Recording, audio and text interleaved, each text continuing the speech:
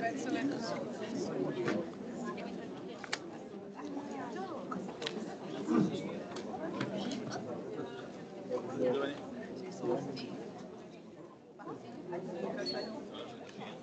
mais on a déjà eu le cas.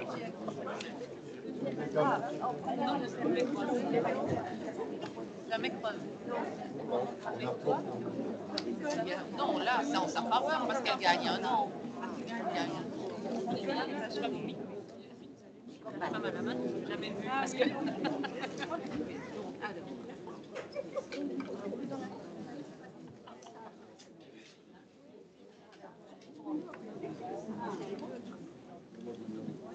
Chez nous, c'est son bras, mais la même à moi,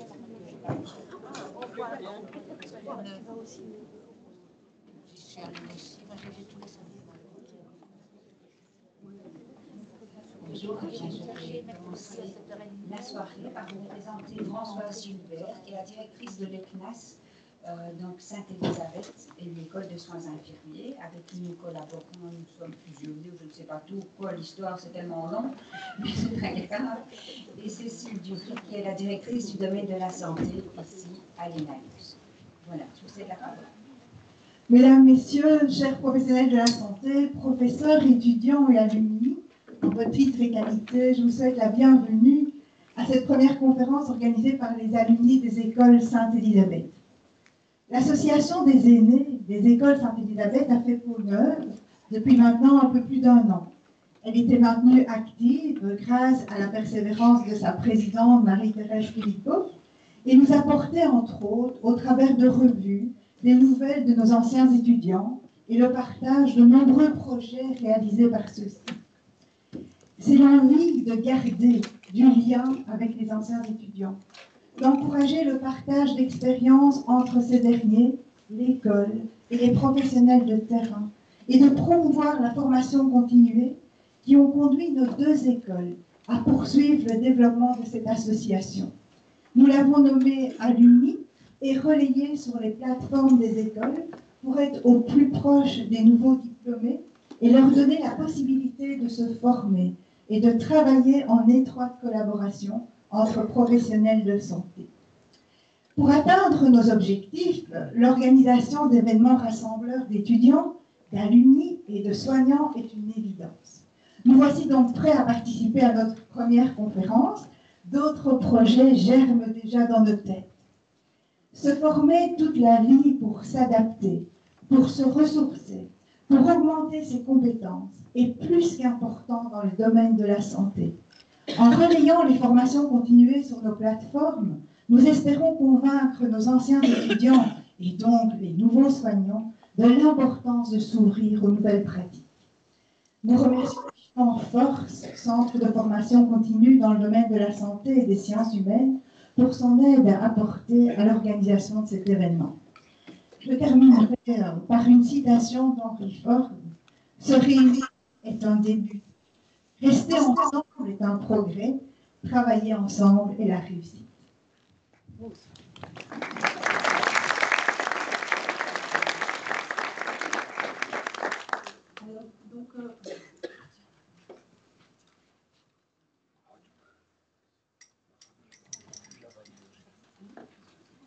Voilà, donc je vais peut-être en profiter pour accueillir également les personnes qui sont en ligne. Je pense qu'il y a une trentaine de personnes qui nous suivent à distance. On vous remercie, je ne sais pas où il faut regarder, mais en tout cas merci pour votre présence à distance. Et on fera en sorte que cette soirée soit la plus interactive possible, avec vous en présentiel et à distance, bien sûr, puisque on va faire une soirée par rapport à l'intelligence artificielle, c'était le minimum qu'on propose de pouvoir la suivre à distance. Alors moi, on m'a demandé d'introduire la thématique. Alors c'est facile puisque j'ai participé à une conférence de Laurent Alexandre mi-octobre, voilà, qui est quelqu'un d'assez, on va dire, engagé par rapport à cette thématique. Et il nous dit qu'il y a trois principaux scénarios pour cette décennie auxquels on va devoir faire face. L'IA continue de croître, mais ne dépasse pas globalement l'intelligence humaine.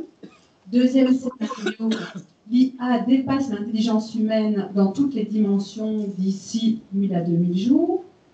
Scénario des experts. Ou scénario 3, cette super IA, des milliers de fois supérieure à nous, émerge avant 2030. Scénario qui amènerait à une révolution anthropologique qui changerait radicalement la place de l'homme sur Terre. Vous allez me dire, c'est une vision un peu catastrophique, hein, vous lancez la fête, là, c'est un peu hard. Mais donc, cette soirée, en tout cas, va nous permettre de peut-être se préparer, d'anticiper, de réfléchir, à voir quels sont les impacts que cette nouvelle technologie va avoir tant au niveau de la santé qu'au niveau de l'enseignement. Je me tourne vers Marie-Pierre qui est en charge voilà, de tout ce qui est développement pédagogique au niveau de la haute école. Comment s'y préparer? Il n'y a pas d'alternative à cette croissance numérique. Et donc, on ne va pas pouvoir freiner le développement de l'intelligence artificielle, mais par contre, on va certainement devoir nous adapter, avoir une action éclairée plutôt que l'inertie. Mais ça, c'est un petit dicton qui me va assez bien, je dois dire. Et donc, un tout grand merci à toute l'équipe, je ne vais pas citer toutes les personnes, mais qui ont participé hyper activement à l'organisation de cette soirée, et bien évidemment aux orateurs et aux participants de la table ronde.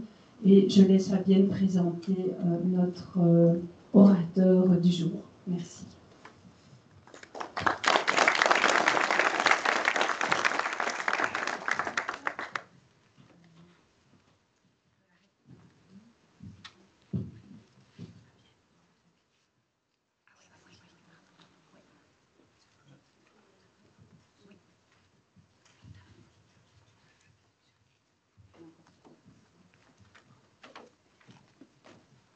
Oui, après, il y a un drink. Dès qu'il y a un drink, je vous Il y a un drink.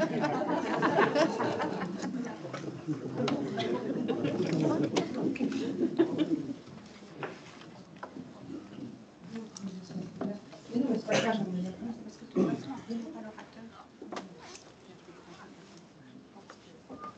on fait les tests de caméra. Bonsoir à toutes et tous. Donc je suis là uniquement pour tenter d'assurer la commodalité, donc la technologie liée à cet événement. Bien que j'ai plein d'autres qualités et je pourrais vous saouler pendant des heures avec des termes technopédagogiques, mais je ne le ferai pas. Et donc simplement pour vous inviter, si vous avez des questions, à scanner, vous pouvez scanner maintenant ce QR code. Je les ai aussi affichés un peu partout dans la salle, si jamais vous n'avez pas l'occasion de le scanner maintenant, ou si jamais vous fermez la page, malencontreusement. Et on va vous inviter, toutes les questions que vous aurez tout au long de cette soirée, à les rédiger sur ce portail. Et ce sera Fabienne qui va faire la modératrice avec les questions tout au long de cette soirée, que ce soit pendant la conférence, après la conférence, pendant la table ronde, etc., etc. Vous pourrez utiliser ce moyen pour poser vos questions, que ce soit en présentiel ou à distance. Donc les personnes à distance, vous avez reçu le lien dans la conversation, et donc toutes les questions doivent être, s'il vous plaît, utilisées, doivent être rédigées par rapport, en suivant ce lien. Et l'idée, c'est que ça fonctionne, évidemment. Merci.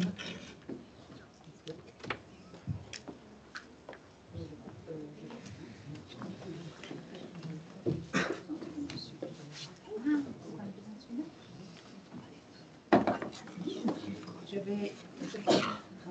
C'est pas la fin. Ah. Je vais changer de PowerPoint et je vais appeler du coup le professeur Briganti pour sa première présentation.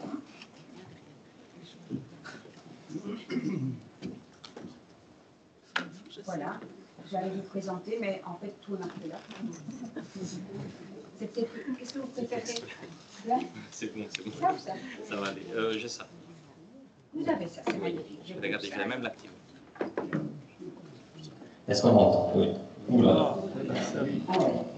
Merci. Voilà. Je vous ai là-bas. Merci. Est-ce qu'on m'entend correctement? J'ai l'impression qu'il y a un peu bizarre. C'est quartier de Oui.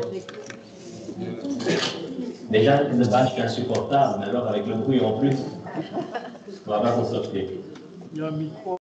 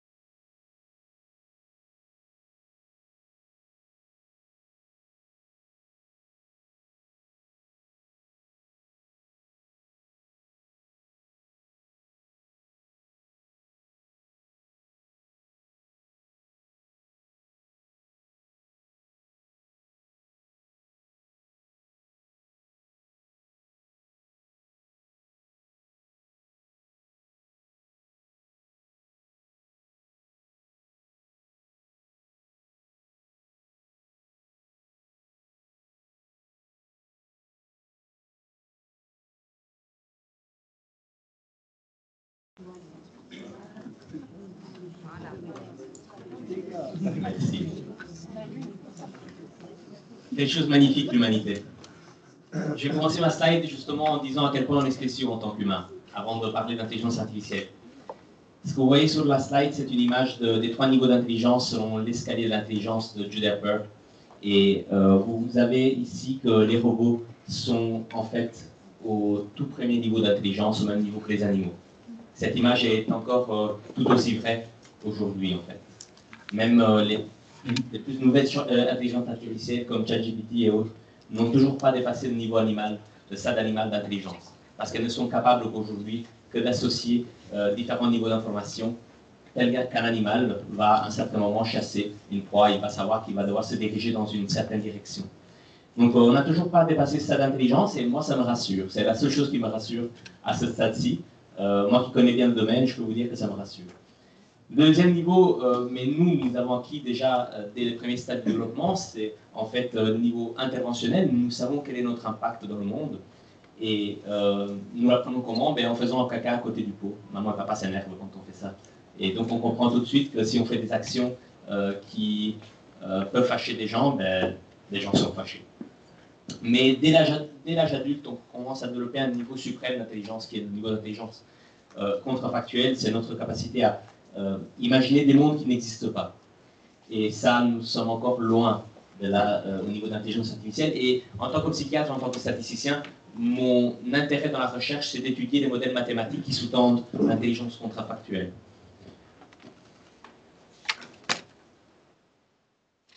Alors, la présentation d'aujourd'hui, elle se veut riche d'émerveillement et inquiétude. Émerveillement parce que j'ai choisi le domaine de l'intelligence artificielle, c'est le mien. Je l'ai fait mien depuis 10 ans. Je le fais tous les jours, mais à la fois d'inquiétude. Je ne vais pas vous cacher ce soir, depuis quelque temps je suis inquiet. Et tous les jours je me pose la question, est-ce que je ne vais pas arrêter d'étudier ce domaine?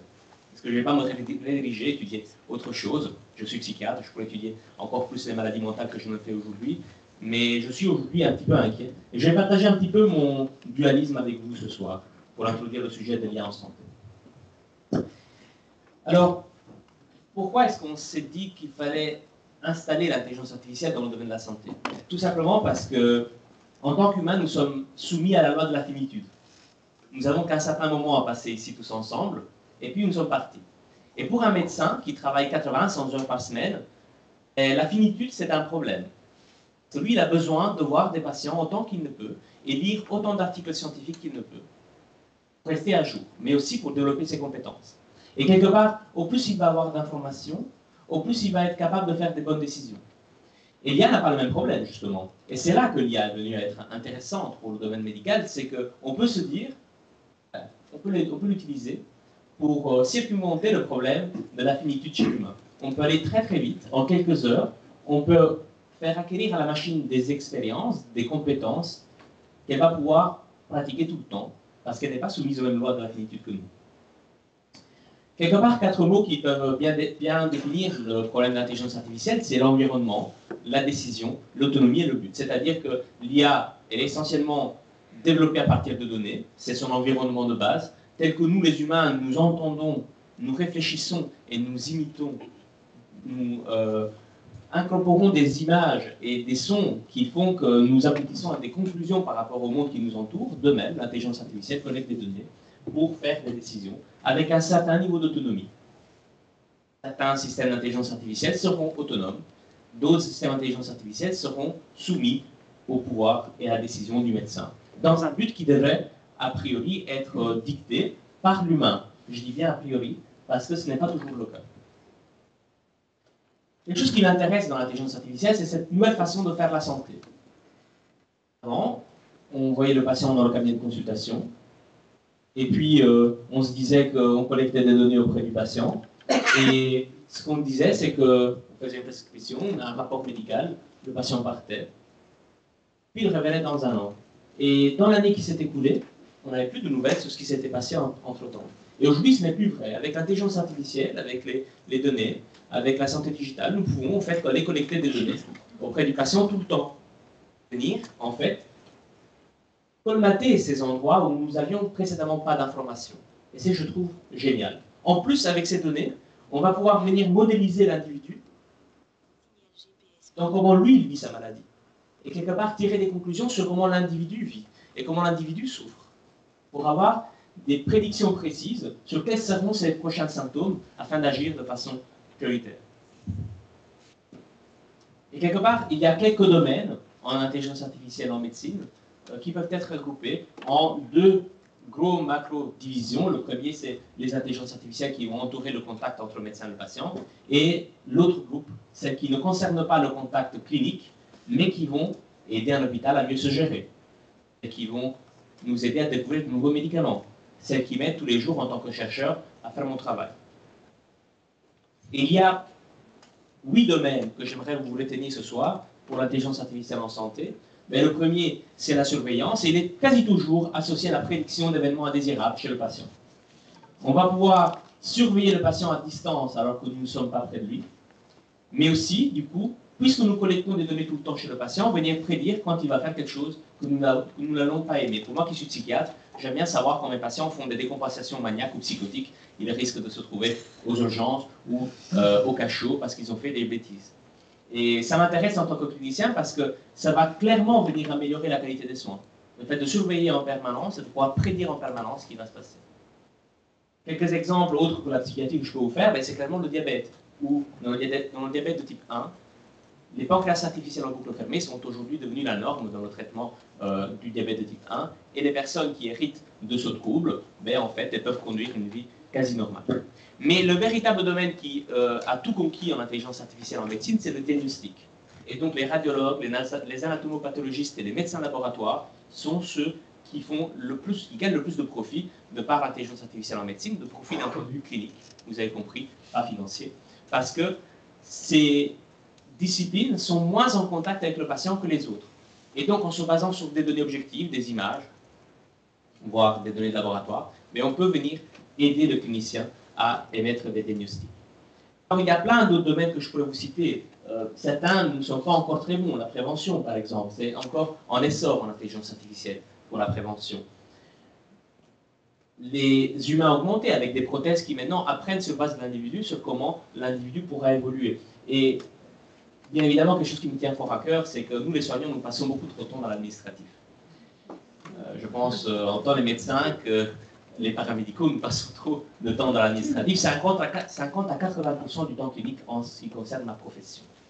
C'est énorme. On n'a pas fait des études cliniques pour cela. Mais l'IA peut aider dans cela.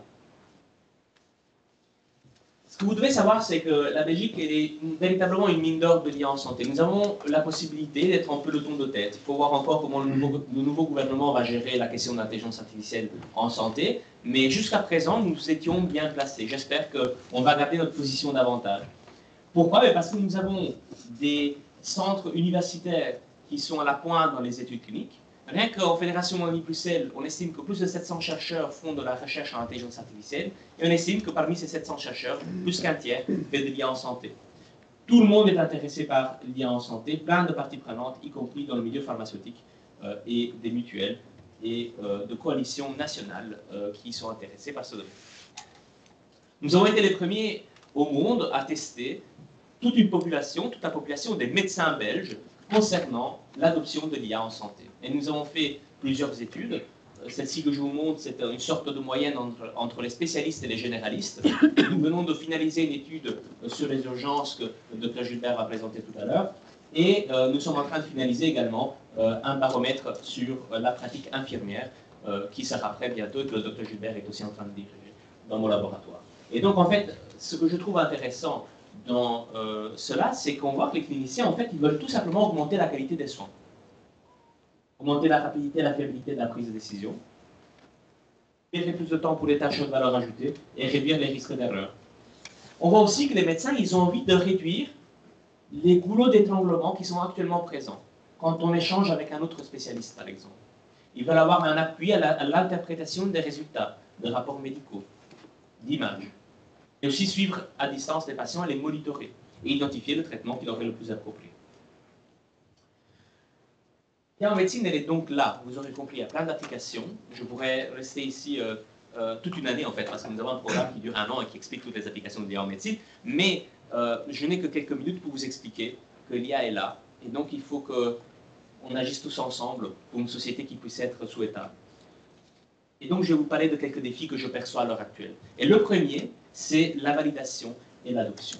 Alors, je donne cours aux ingénieurs parce que moi-même, j'ai fait une partie de mon cursus en faculté d'ingénierie pour complémenter ma formation. Et ce que je vois, c'est qu'on éduque les ingénieurs de façon formatée pour le développement des IA. Qu'est-ce qu'on fait? On va dans un hôpital, on collecte une base de données, on la divise en deux. Une partie va servir à développer un modèle, l'autre partie va servir à tester le modèle, alors que les données viennent de la même source. Et puis, qu'est-ce qui va se passer? On va voir si le modèle est bon. Et si le modèle est bon, ça y est, on fonde une start-up et on voit la solution.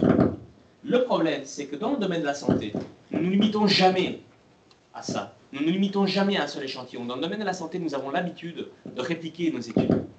C'est-à-dire que nous allons contacter un hôpital voisin et on va répéter l'expérience. Et puis on va contacter un hôpital ailleurs, dans un autre pays européen, et on va retenter l'expérience.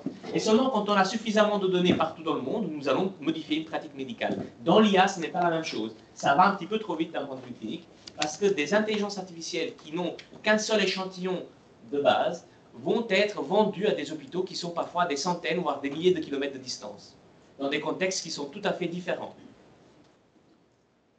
Donc, nous avons un problème de validation parce que beaucoup de littérature qui était publiée au sujet de l'intelligence artificielle, en réalité, n'est pas fiable, ni avec un design valide.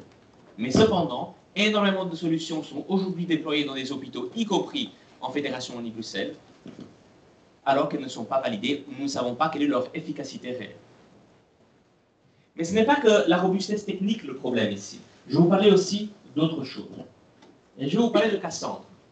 Cassandre était la fille du roi Priam de Troie. Peut-être certains d'entre vous ont vu le film Troie avec Brad Pitt. Moi, j'ai lu le livre.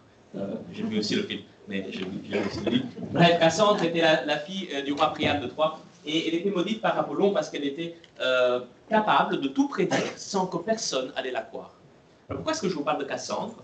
Parce que même quand vous avez des modèles qui sont parfaits dans leur déploiement, ils prédisent tout à la perfection, ils peuvent prédire toutes les complications chez un patient, eh bien, ce qui va se passer, c'est qu'il sera mal adopté en pratique clinique. Et regardez cette étude-là, ce qu'elle nous montre, c'est que dans un modèle qui ne perd que 7 patients sur 77, enfin 6 patients sur 77, pardon, parce que la plupart des notifications ne peuvent pas être prises en compte, soit parce que le personnel n'est pas là, soit parce qu'on ne peut rien faire par rapport à ça, eh ben, seulement 7 enfants, parmi ceux qui sont diagnostiqués comme étant capables de recevoir un traitement par rapport à la prophylaxie, eh ben, qu'est-ce qui va se passer? Seulement 7 d'entre eux, sur 77, vont être traités. Donc la valeur ajoutée du système d'intelligence artificielle ne se sera présentée que dans 7 enfants sur 77, alors que le système est quasi parfait. Donc même quand le modèle est parfait, ce qui n'est pas fréquent, vous l'aurez compris, il y a des complications. Alors, je vais vous parler de Jormungandr, c'est le serpent de la mythologie nordique qui enveloppe le monde. Il est fait de la même matière que les dieux, mais n'est pas un dieu pour autant, et termine par tuer Thor lors de Ragnarok. Peut-être que vous avez vu le Marvel, vous connaissez c'est qui ces personnages. Pourquoi est-ce que je vous parle de ça? Parce qu'en tant qu'humains, nous sommes obsédés par le fait de vouloir remplacer l'humain par la machine. C'est comme ça. Et en particulier dans les études d'IA, le gold standard pour comparer une IA et pour vérifier son efficacité, c'est de la comparer aux médecins. Les résultats sont parfois affolants parce qu'on apprend que l'IA est aussi efficace que les radiologues, que l'IA est aussi efficace que les anapathes. Oui, effectivement, parfois l'IA est aussi efficace même que les psychiatres, voire plus efficace que les psychiatres. Est-ce que ça veut dire que je dois abandonner ma voiture et mon leasing et rouler en moto peut-être à partir d'aujourd'hui? Non, je pense, en sécurité pour renouveler une nouvelle grosse voiture, parce que ce qui se passe en réalité, c'est que nous avons un problème de validation. Dans les études où on montre que le radiologue est inférieur à l'intelligence artificielle en réalité, nous avons entraîné un modèle dans le même échantillon dans l'hôpital, et nous avons testé le même modèle dans les mêmes données. Et quand on change d'hôpital, le modèle devient 30, 40, 50% moins bon que le radiologue. Donc les radiologues qu'on attaque tout le temps, en réalité, ils peuvent eux aussi renouveler leur Porsche, je sais pas trop. Mon problème avec cette histoire, c'est qu'on commence à faire des études, et toutes les études qui sont présentes dans le milieu de l'intelligence artificielle, veulent essayer de montrer que l'humain est moins bon que la machine. Et à aucun moment, c'est OK de se poser la question, est-ce que la machine est meilleure que l'humain? À aucun moment, c'est OK de le faire. Vous allez voir que ce problème va revenir dans la suite. Bien évidemment, ce n'est pas accepté par tout le monde. Et il y a eu une révolte infirmière qui a eu lieu dans un hôpital aux États-Unis, où, en fait, puisque la direction générale avait décidé de remplacer certaines tâches par un robot, il y a eu une grève qui a incapacité de façon très importante l'hôpital. Et l'hôpital s'est rendu compte, en effet, que sans infirmier, on va nulle part. Vraiment, jamais avoir soigné un seul patient de sa vie pour ne pas savoir que sans infirmier, on va nulle part. Hein. Mais c'est le cas ici. Parfois, on veut remplacer des infis, parfois on veut remplacer des médecins. Déployer un projet dans un hôpital n'est pas simple. Il faut convaincre la direction générale, la direction médicale, le comité d'éthique, le département informatique, les chefs de service, le collège infirmier. Ce n'est pas simple. Je le fais dans 2 hôpitaux. Je peux vous dire que c'est du travail. Et en plus, il faut être une personne capable de connaître à la fois le volet médical et le volet informatique pour être une source fiable d'information à une ère où l'information se trouve partout et nous ne savons pas la juger.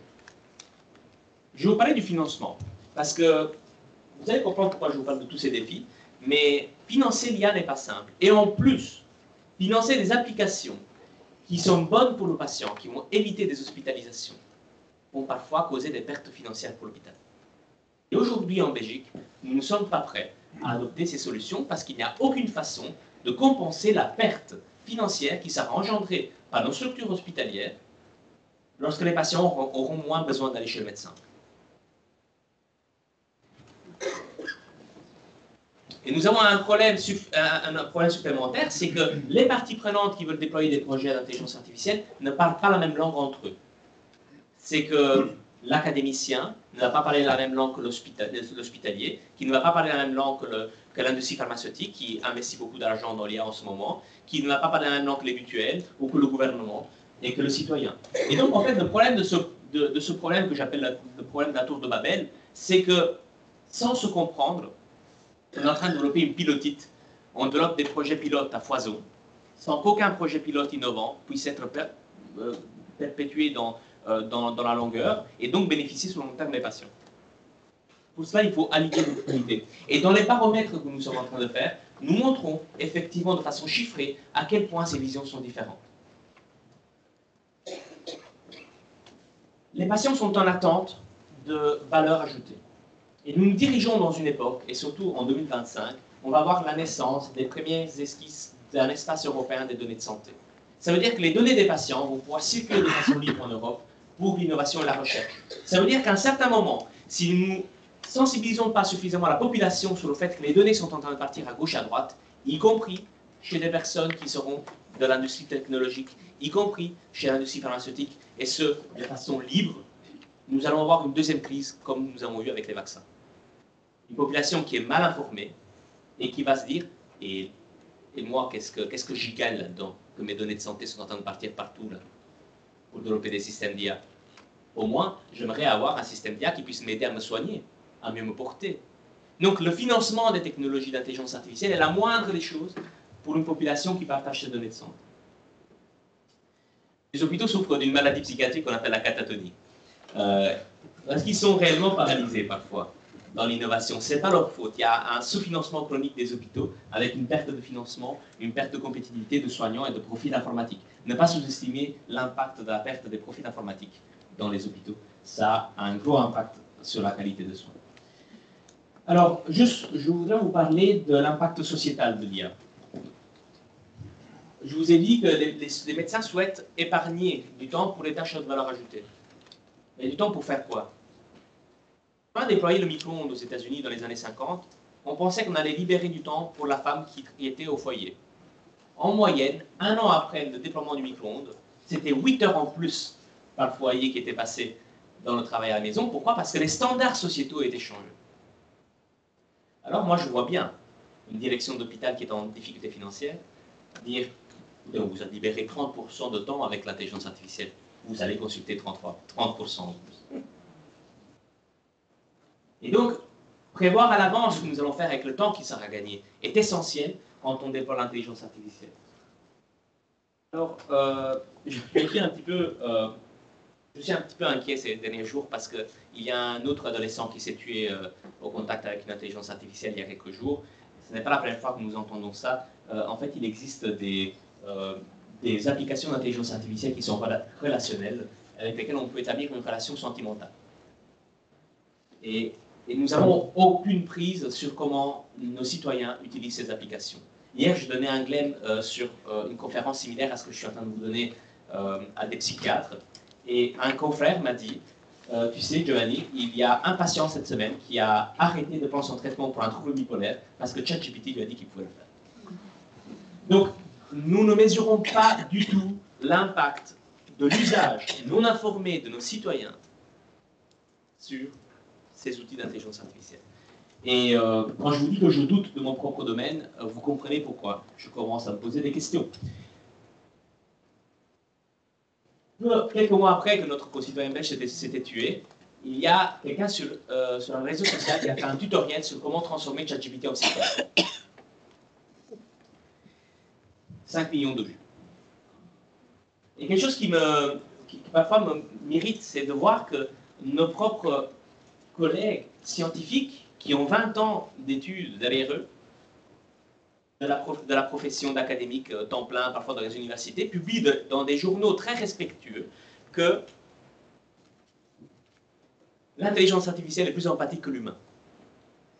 Faisant des dizaines d'études où on montre les réponses textuelles de l'intelligence artificielle sont plus empathiques que l'humain. On citait Laurent Alexandre tout à l'heure, je partageais une conférence avec lui où on intervenait ensemble, et effectivement il rapportait cette étude comme si c'était une réalité. Ce n'est pas une réalité. Une machine ne peut pas être empathique. Une machine ne peut pas éprouver des sentiments humains. On ne peut pas établir une relation sentimentale avec une machine. Parce qu'elle n'est pas soumise aux mêmes lois que l'humanité.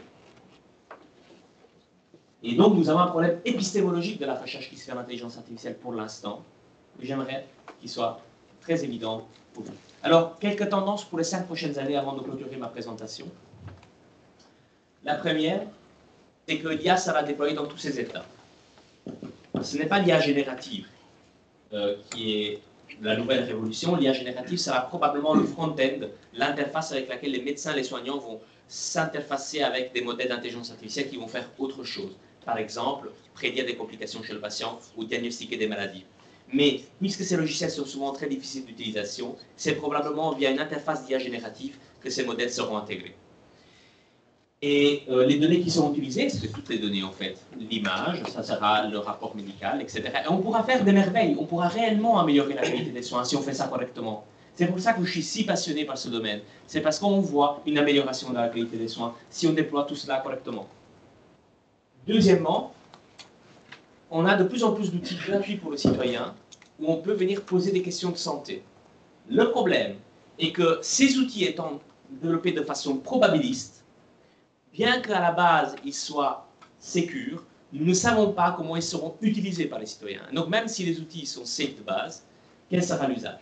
Et donc, vous aurez compris que il y a des garde-fous à mettre. Et la loi sur l'IA nous fournit quelques garde-fous à ce sujet. On va peut-être en discuter pendant la soirée. L'IA nous donne aussi énormément de valeur ajoutée dans d'autres domaines qu'on ne pensait pas possible. Par exemple, elle nous aide à découvrir de nouveaux antibiotiques. On ne savait pas que c'était possible auparavant. On peut découvrir de nouveaux médicaments. C'est incroyable tout ce qui se passe. Elle va aussi aider à mieux gérer les hôpitaux, mieux gérer la logistique notamment.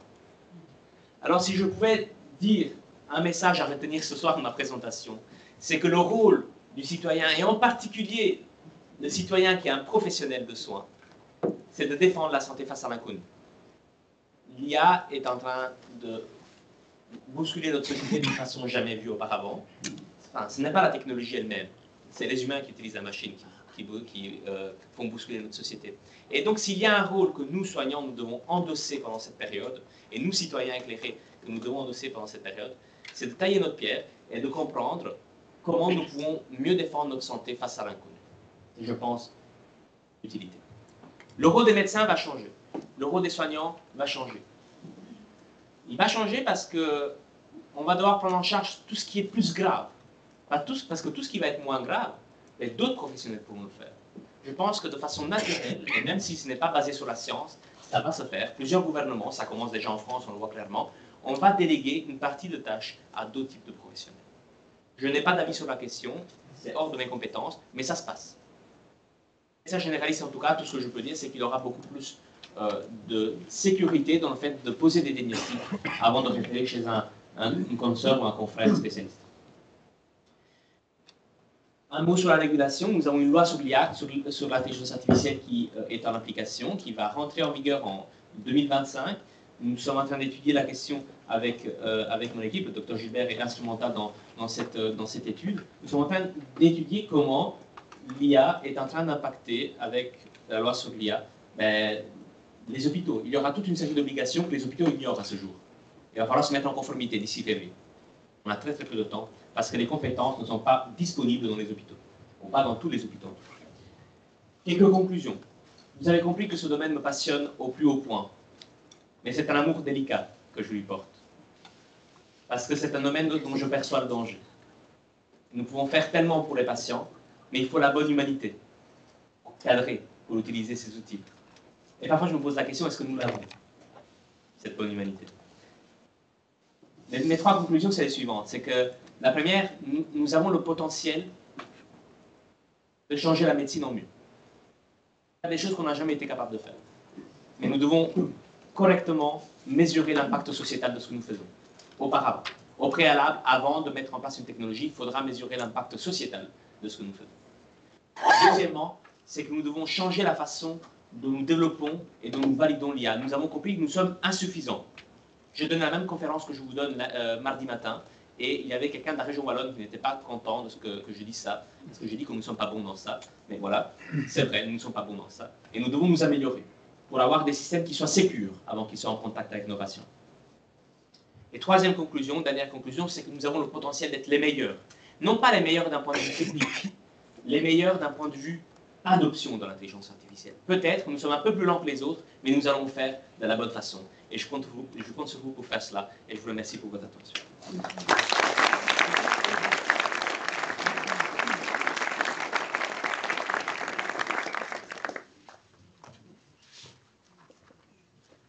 Merci, professeur Briganti. Je vous rappelle, n'hésitez pas à poser des questions via le chat, et je vais céder la parole à Julien de Colline et Florence Duc pour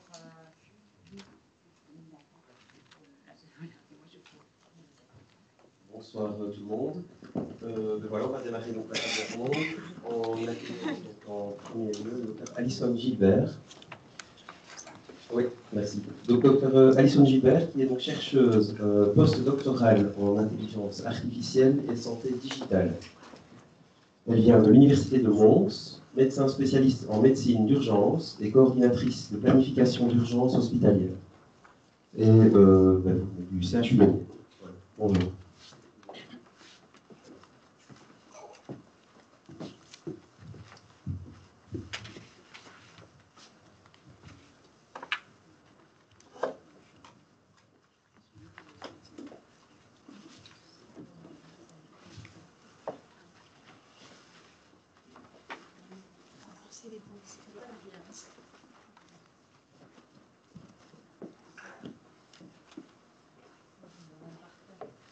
Bien, bonjour à tous.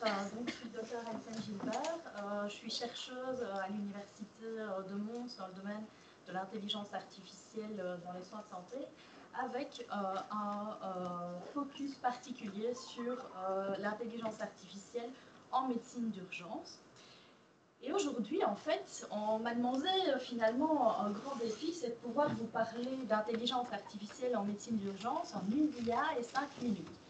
Alors, comment essayer de vous résumer ce domaine immense en si peu de temps?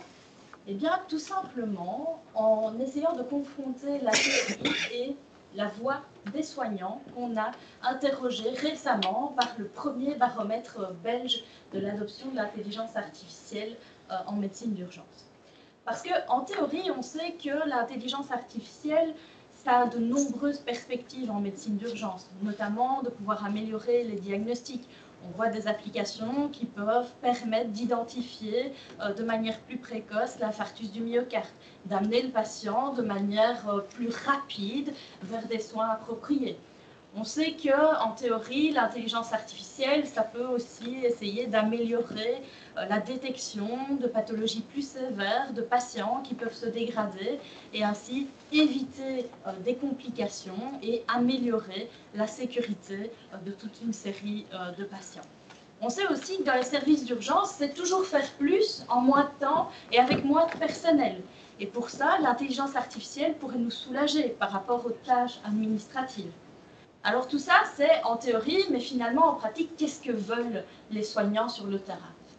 On a demandé finalement quelles étaient leurs perceptions, quelles étaient leurs attentes par rapport à l'intelligence artificielle. Déjà, ce qu'on remarque, c'est de l'intelligence artificielle, finalement, il y en a très peu d'implémentées de manière concrète. Si on leur demande aussi, dans quoi est-ce que vous pensez que l'intelligence artificielle pourrait vous servir, eh bien majoritairement, c'est pour diminuer les tâches à basse valeur ajoutée. C'est pour essayer de diminuer tous ces aspects administratifs qui les encombrent. Mais c'est aussi, comme on l'a dit, pour essayer de diminuer le risque de patients qui se dégradent dans les services d'urgence. Mais se pose une question.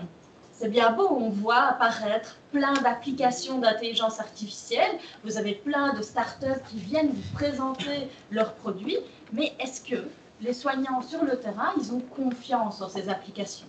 Est-ce qu'ils se sentent à l'aise lorsqu'il s'agit de les implémenter sur le terrain? Eh bien, on voit que quand il s'agit de réaliser une tâche administrative, oui, clairement, on a une grande majorité qui peuvent se sentir à l'aise pour implémenter ce genre d'initiative. Également, il y a un besoin pour réguler la destination du patient. Ils peuvent aussi avoir une confiance adéquate par rapport à ce type d'instrument. Mais pourtant, pour tous les autres domaines, il y a des peurs par rapport à l'arrivée de ce type d'application, ce qui diminue fortement l'adoption sur le terrain. Et donc, énormément de choses qui sont en train d'être faites, mais finalement, peu d'adoption concrète sur le terrain. Et on peut se demander finalement, à l'heure actuelle, quel est l'impact réel que peut avoir une application d'intelligence artificielle si elle n'est pas utilisée ou mal utilisée. Et justement, quelles sont les demandes des professionnels de l'urgence à l'heure actuelle pour essayer de franchir le pas de cette partie théorique qui doit essayer d'être implémentée en pratique pour essayer d'amener une plus-value?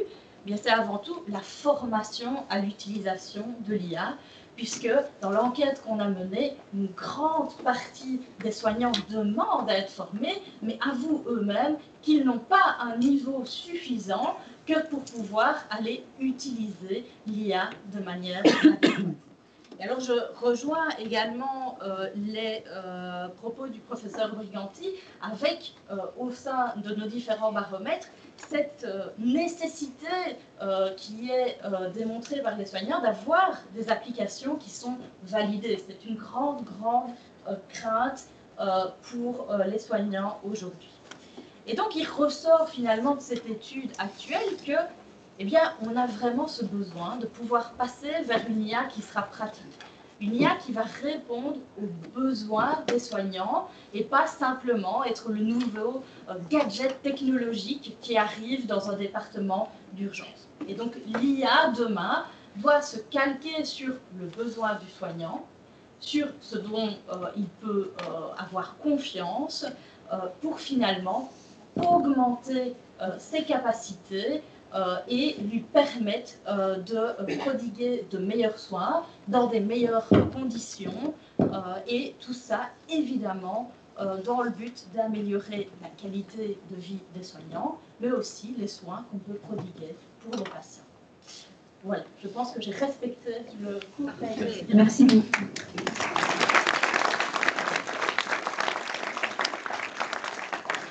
J'aimerais inviter Vinciane Collard, infirmière spécialisée en diabétologie. Vinciane concrétise de nombreux projets innovants. Elle est également chargée de cours en haute école. Elle dispose d'une expérience de 16 années dans la prévention en diabète à l'hôpital. Elle consulte au sein de la maison du diabète. Elle est également membre depuis 2020 du conseil infirmier au sein de l'association du diabète. Et je vais lui céder la parole. Merci. Bonsoir. Je vous arrêter la question. Et donc, je vais vous parler en fait de mon rapport avec l'intelligence artificielle dans deux domaines. Celui dont vous avez parlé, qui est mon côté professionnel.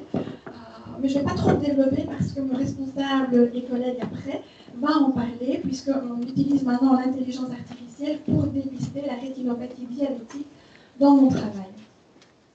J'ai par contre, et pour la première fois de ma vie, décidé de parler de mon privé, puisque j'utilise l'intelligence artificielle en tant que patiente. J'ai l'habitude de parler à des professionnels, de professionnel à professionnel. Cet exercice-ci est un exercice à cœur ouvert, mais je trouvais qu'il était extrêmement important dans un débat comme celui de l'intelligence artificielle de garder le point de vue du patient. Et d'ailleurs, je pense que pour les débats futurs, on forme en diabétologie des patients experts. Mais leur place sera justement de se positionner par rapport à ces nouveaux outils innovants qui vont apporter de très très belles choses, j'en suis certaine et convaincue, mais qui peuvent aussi faire peur. Alors, dans ma vie privée de patiente chronique utilisatrice de soins, puisque j'ai un diabète de type 1 depuis mes 33 ans, j'ai toujours, à chaque fois que j'ai eu besoin des soins de santé, pensé qu'il fallait que je trouve des soignants compétents et bienveillants. Et depuis peu, depuis le Covid, j'ajoute présent, parce qu'on est quand même maintenant dans une réalité de terrain où on manque de beaucoup de professionnels de santé, infirmiers et médecins, qui compliquent tout, la qualité des soins et la bienveillance des soignants, parce que quand on est tous pressés, on ne sait pas donner le meilleur de nous-mêmes. Et donc, est-ce que finalement l'intelligence artificielle ne va pas, et ce serait pour moi sa réussite, soutenir ça et permettre aux soignants et aux patients de bénéficier de soins avec de la compétence, de la bienveillance et une présence meilleure, puisqu'ils vont être soulagés de cette tâche et pouvoir être les yeux dans les yeux avec les patients avec beaucoup d'humanité. Voilà, c'est une question et c'est celle que je voulais ouvrir en vous invitant tous, parce que vous êtes tous peut-être des soignants soignés aussi, à amener vos questions dans le débat qui va suivre. Voilà, en tout cas, moi j'ai rencontré l'intelligence artificielle. Donc je suis diabétique sous 4 injections d'insuline depuis mes 33 ans. Et on m'a souvent dit, tiens, pourquoi est-ce que tu ne prends pas la pompe? Et je me disais, mais elle ne fait rien de plus que ce que je fais déjà très bien avec mes 4 injections, donc c'était non. Et puis, il y a eu la nouvelle génération des pompes à insuline, avec l'intelligence artificielle et les algorithmes. Et j'ai été curieuse dans un premier temps, parce que je suis soignante aussi et que voilà, je me dis, je vais passer à côté de quelque chose, je voulais découvrir ces pompes. Et si je réponds à mes 3 questions, est-ce que depuis que j'ai la pompe, j'ai eu dans l'équipe qui m'a pris en charge de la compétence? Oui, parce que non seulement ils m'ont formé à l'utilisation de la pompe, je vais vous en parler après, mais aussi au plan B, quand la pompe lâche, j'ai besoin d'avoir une solution archaïque, basique, reprendre mes 4 injections, et ça, il ne faut pas l'oublier. Les outils hyper sophistiqués peuvent nous abandonner, et là, le patient, il a besoin d'être avec des solutions. Est-ce qu'il y a eu de la bienveillance? Oui, les conventions pompes sont gérées par l'INAMI, il y a une reconnaissance, les équipes sont plus importantes, et chaque fois que j'ai consulté, en prenant mon petit circuit ordinaire de patient, j'ai eu vraiment de la bienveillance dans les soins et une présence. Je me suis sentie dans un espace de formation qui était tout à fait correct et merveilleux. Alors, qu'est-ce que cette pompe qui est quand même encombrante, vous ne la voyez pas, mais elle fait 7 sur 5 cm, il faut l'accepter sur soi, et je ne l'accepte que parce qu'elle fait quelque chose que je ne savais pas faire, en fait. Qu'est-ce qu'elle fait, cette pompe?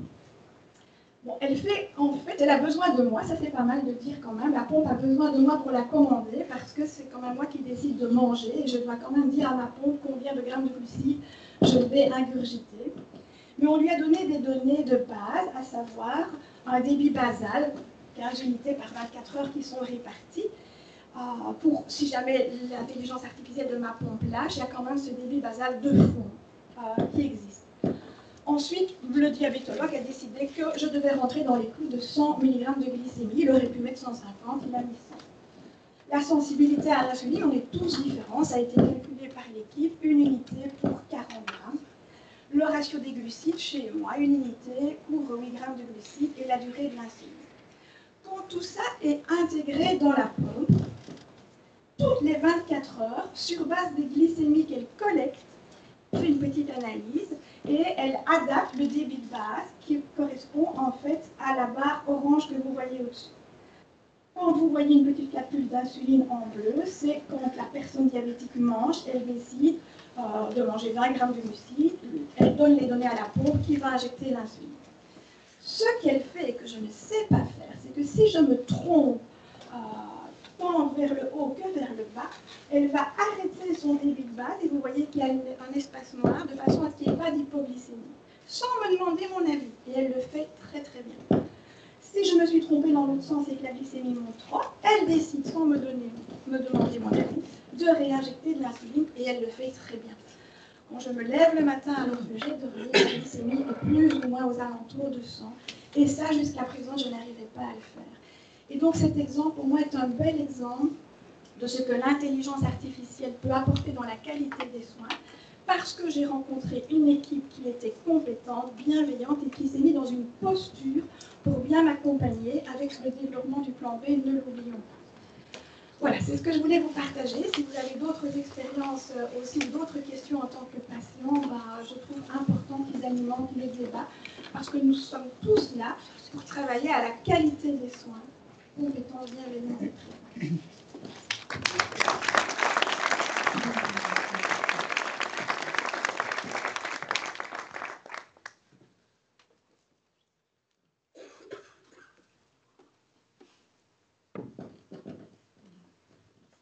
On va vous présenter maintenant une vidéo et puis je vous présenterai l'orateur qui leur parle la suite.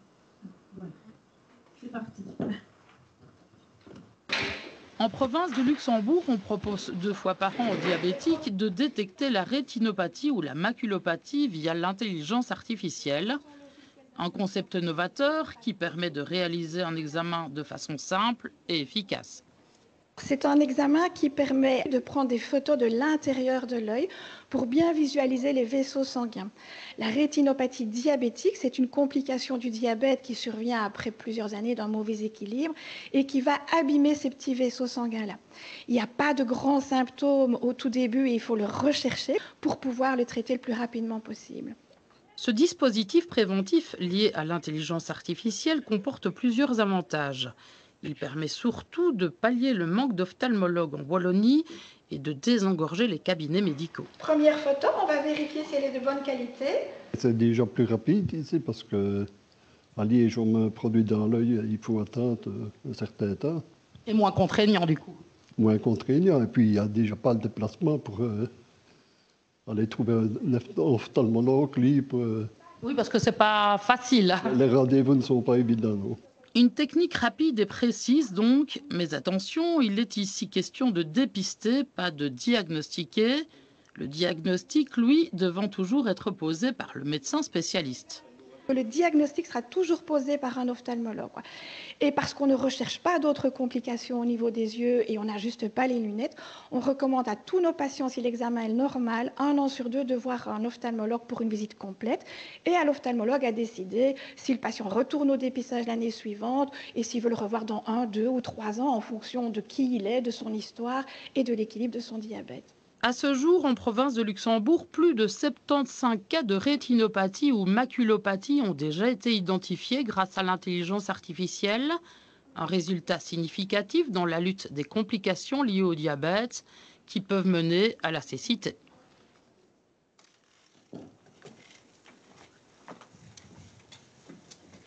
Voilà, je vais vous présenter Pierre-Christophe Stavo, qui est coordinateur économiste en santé. Donc, il a participé au lobby pour la reconnaissance en fait, du dépistage de la rétinopathie diabétique par l'intelligence artificielle.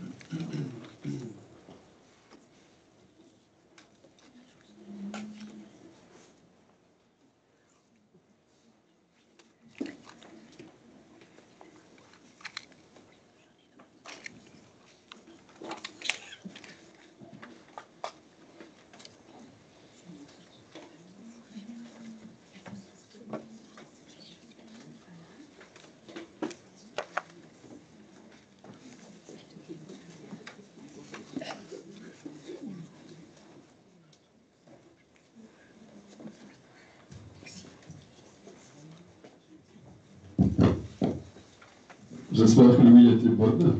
Je ne sais pas si vous avez tout entendu. La vidéo est toute fraîche. Elle a à peine quelques heures. Et je comptais poser une question par rapport au nombre de personnes diagnostiquées, mais pas de bol, la journaliste a cassé mon entrée. Donc il y a bien eu 75 personnes diagnostiquées, non pas diagnostiquées, mais dépistées avec une rétinopathie diabétique à ce jour. Et un de mes buts professionnels est de pouvoir créer un nouvel acte infirmier. Le fait de pouvoir dépister d'une part, faire un peu l'éducation thérapeutique, et d'utiliser l'intelligence artificielle également. Et j'ai joué le jeu. J'ai posé la question à ChatGPT, comment est-ce que tu pourrais m'aider et comment est-ce qu'on pourrait faire pour reconnaître cet acte de prévention bien utile. Et il m'a posé la question, oui bien sûr, je vais t'aider. Dans quel pays es-tu? J'ai naturellement répondu la Belgique. Et là sa réponse fut bonne chance.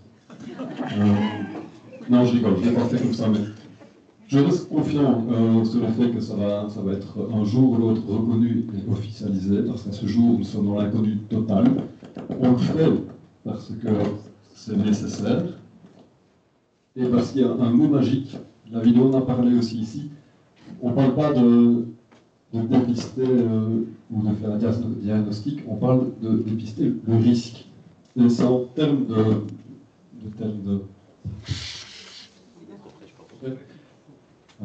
c'est en termes juridiques, notamment, que l'on peut se protéger en utilisant le risque comme mot magique et pas le diagnostic.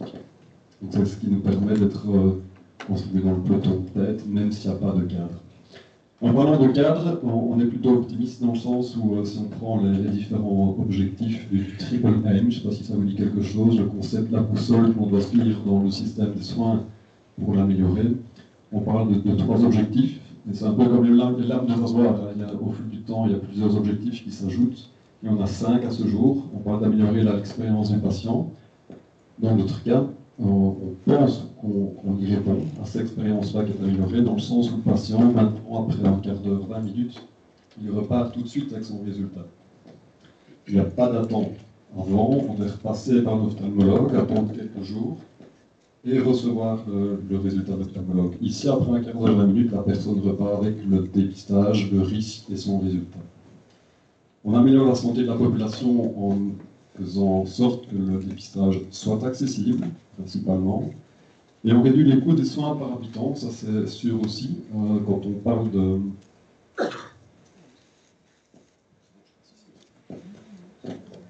Quand on parle de coûts, à ce jour, on peut comparer la visite chez l'ophtalmologue à un coût de 45 à 60 euros, plus ou moins, tout dépend de la convention ou pas.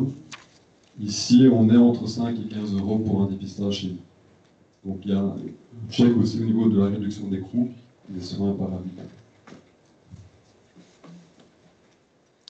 Par rapport à l'expérience et le bien-être des soignants, Vincent sera mieux placé pour moi pour en parler, mais il y a une facilité d'usage dans la pratique, ce qui nous empêche, qui diminue aussi les tâches administratives.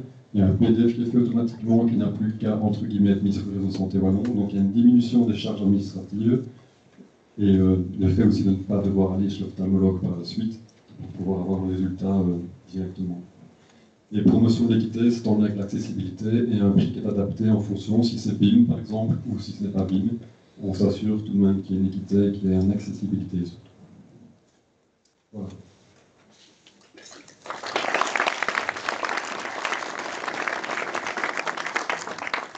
Je vais peut-être juste faire un tout petit rappel pour ceux qui sont dans la salle avec le Google App, n'hésitez pas à poser vos questions en ligne, et pour ceux qui entendent normalement en visio, pareillement, c'est en train de bien défiler, donc ça marche bien.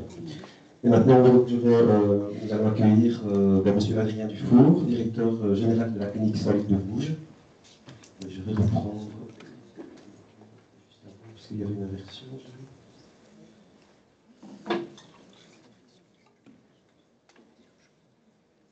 Voilà.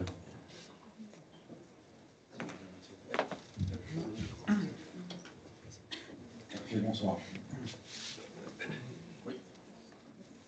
Ça va. Mais vous voyez, les intelligences artificielles, c'est comme le micro. Tout le monde en parle, mais c'est compliqué à configurer. Bon, ça c'était l'introduction. Donc, j'ai un rôle un peu difficile aujourd'hui, puisque je passe après Giovanni, qui a parlé de directeur d'hôpitaux.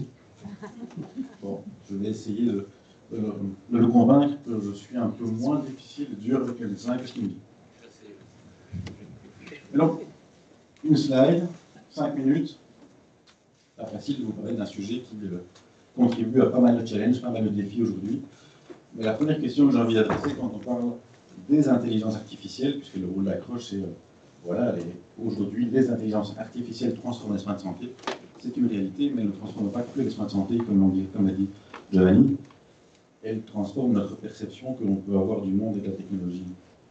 Et ça, c'est quelque chose qui est important. Et le premier débat, quand on parle de technologie, je m'excuse d'être un peu moins pratique, c'est d'abord de se dire, mais quelle est la place qu'on veut laisser à la technologie dans ce que l'on fait au quotidien, et quelle est la place que l'on veut lui donner pour faire quoi exactement. Et donc, le vrai débat technologique est d'abord de se poser la question de l'utilité de la technologie. Premier élément. Deuxième élément, c'est où peut-on placer aujourd'hui les intelligences artificielles, et vraiment, je vous invite à parler sous les intelligences artificielles. Il n'y a pas une forme d'intelligence artificielle, d'accord? Donc, c'est d'amener le rôle croissant pour améliorer effectivement le diagnostic, effectivement les traitements. Ça, c'est super, c'est génial.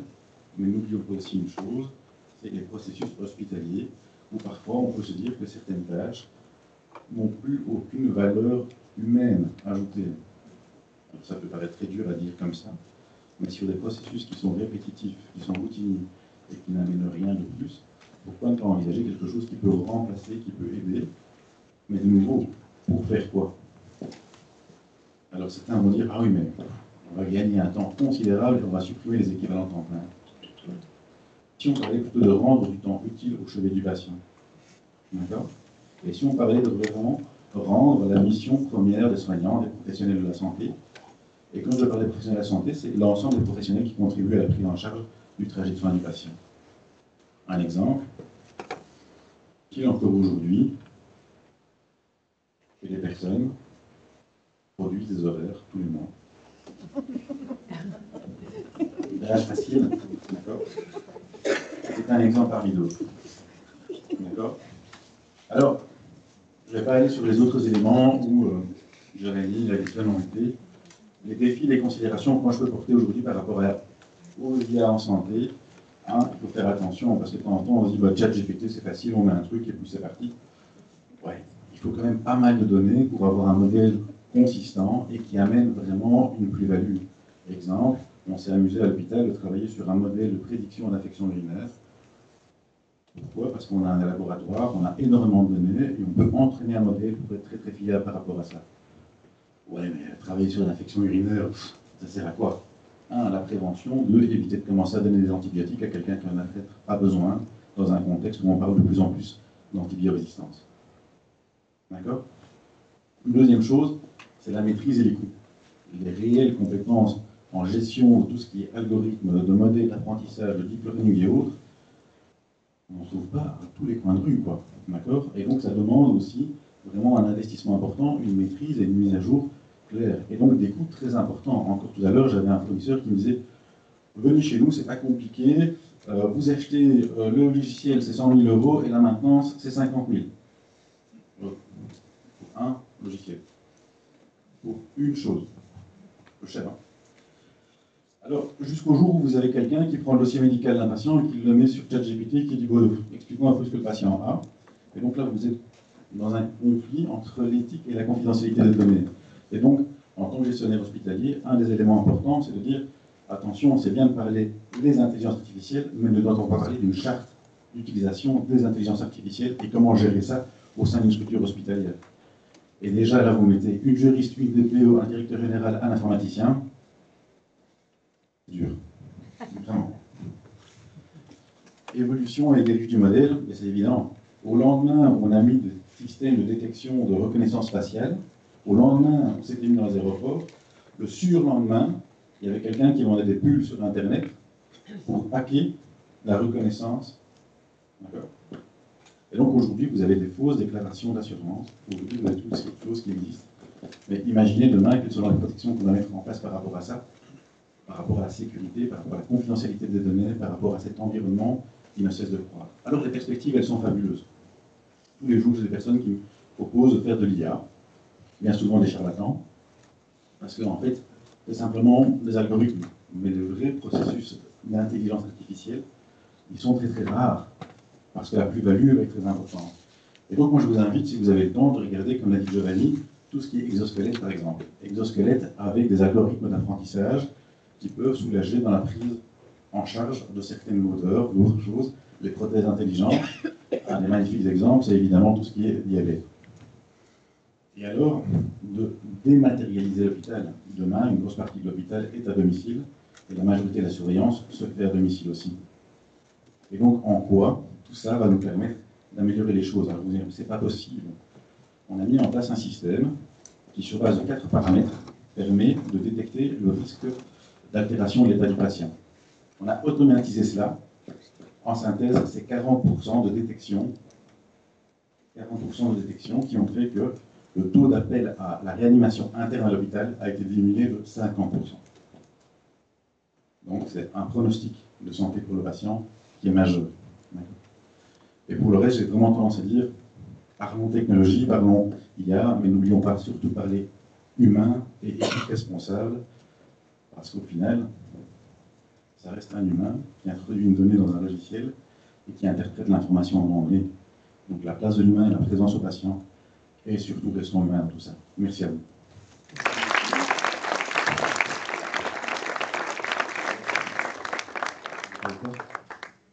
Voilà, donc nous allons déjà accueillir le dernier orateur de ce soir, qui est M. Bastien Ducarme, conseiller en sécurité de l'information au Centre hospitalier régional Centre-Meuse.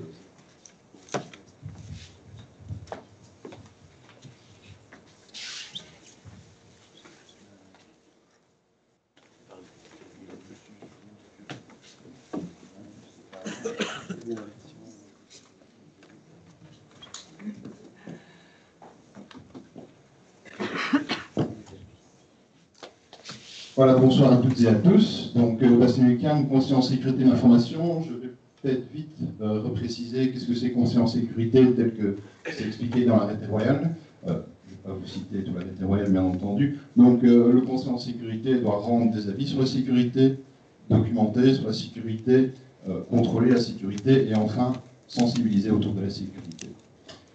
Donc, ça amène 3 grands champs de compétences que je vais résumer comme ceci. Il y a d'un côté les aspects gouvernance, donc c'est lié à tout ce qui est politique, stratégie, donc notamment développer une stratégie non seulement informatique, mais plus spécifiquement pour le sujet qui nous occupe aujourd'hui, stratégie autour de l'IA, donc définir des processus, etc. Donc ça c'est vraiment l'aspect gouvernance. Le deuxième grand aspect, c'est évidemment l'aspect technique, informatique, notamment l'IA. C'est là où je le signale au passage, je ne suis pas expert en intelligence artificielle, mais malgré tout, je m'intéresse à ce sujet depuis longtemps, et en tant que conseiller en sécurité, j'y suis confronté de plus en plus souvent, donc obligé d'autant plus de me brancher sur ce sujet. Et enfin, la troisième grande compétence par rapport au, on espère, d'un conseiller en sécurité, c'est notamment les aspects juridiques. Donc voilà, je vais expliquer tout ça en 5 minutes, comme tout le monde. Alors, j'ai essayé de tricher en envoyant 2 dias, mais ils ont réussi à fusionner ça en une seule dia. Donc le premier aspect, c'est par rapport à tout ce qui est juridique, puisque bon, quand on a été confronté aux premières demandes d'IA, je me suis demandé, mais finalement, qu'est-ce qu'on dit à ce niveau-là? Alors, par rapport à l'OMS, comme ça indiqué, leur 6e principe fondamental, par rapport à leur stratégie, c'est de promouvoir une IA réactive et durable. Ce qui va un peu tout dire et rien dire à la fois. Le deuxième aspect, ça a déjà été dit plusieurs fois, mais je le répète, donc il y a l'Europe qui a développé une législation. Cette législation, elle entre en vigueur seulement le 2 août 2026, mais elle est déjà disponible sur Internet, tout le monde peut la lire, on peut déjà voir un petit peu qu'est-ce qui est prévu, notamment au niveau des responsabilités, par exemple. Et puis on arrive au niveau belge, donc le SPF BOSA, qui est censé un petit peu, je veux dire, chapeauter l'ensemble des SPF, qui lui-même a développé un plan national de convergence pour le développement de l'intelligence artificielle. Donc le 5e point dit qu'il y a au cœur de la santé. C'est clairement dit.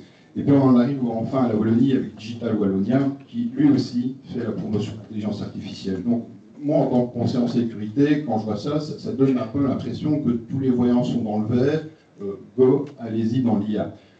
C'est là où j'en reviens sur le deuxième versant, qui est les risques liés à l'intelligence artificielle, qui évidemment, on en connaît déjà, on en découvre encore, et on se doute qu'on va encore en découvrir.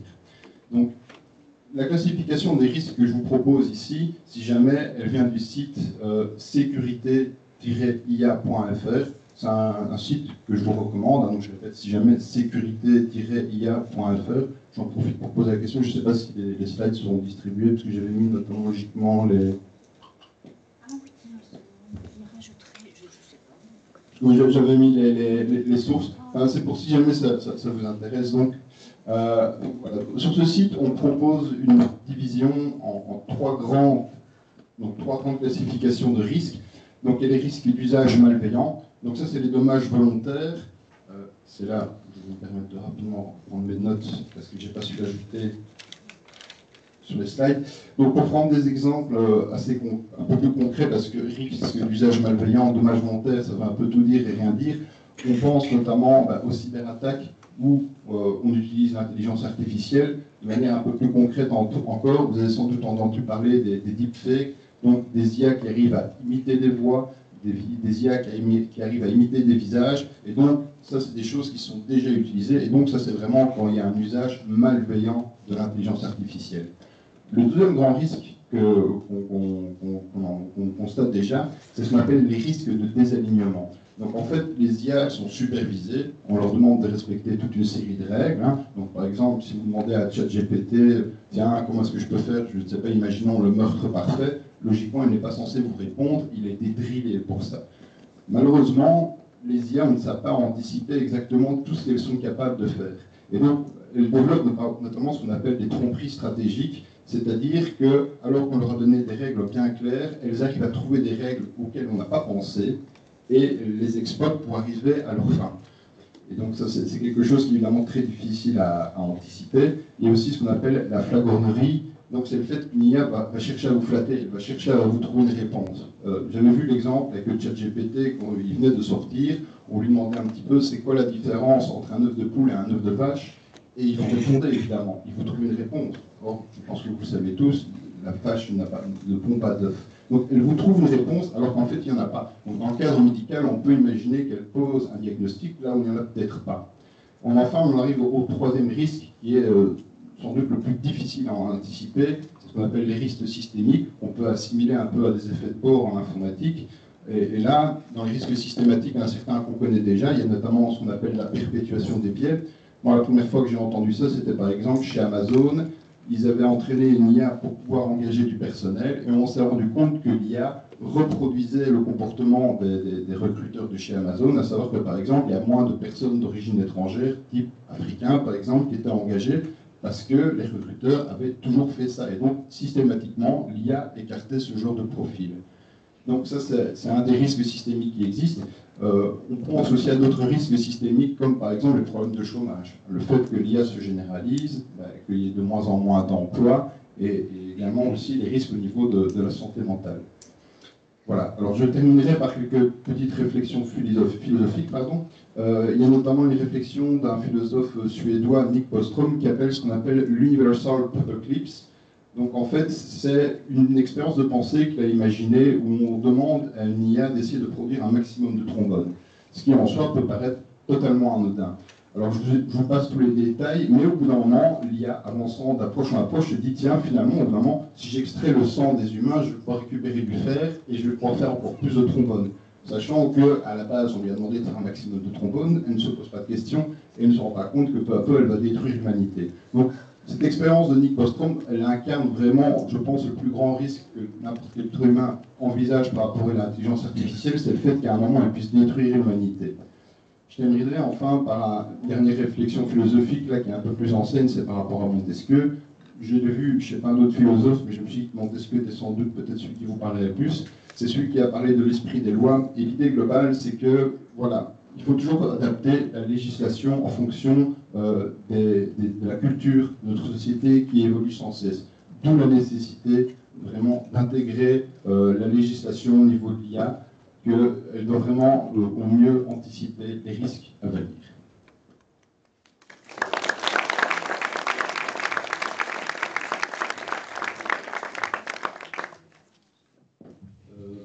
Voilà, merci beaucoup à tout le monde. Je pense qu'on peut demander au professeur peut-être Briganti de venir nous rejoindre. On a une place ici sur l'estrade. Voilà, on va se préparer un petit peu pour répondre aux questions que vous avez peut-être posées vous-même à la maison en visio. Donc on va s'installer ici et poser la question envers nos orateurs qui sont ici installés. Alors, je veux bien faire la première, éventuellement. Alors, la première question, c'est l'intelligence artificielle, ok, mais quid du libre arbitre du patient et de son choix thérapeutique? Voilà la première question, posée depuis le domicile, je pense. Je vais pas trop répondre pour commencer. C'est là qui veut la réponse. C'est du faux. Aucune excuse pour la réponse. En quoi c'est une question? En quoi c'est une question? Je m'explique.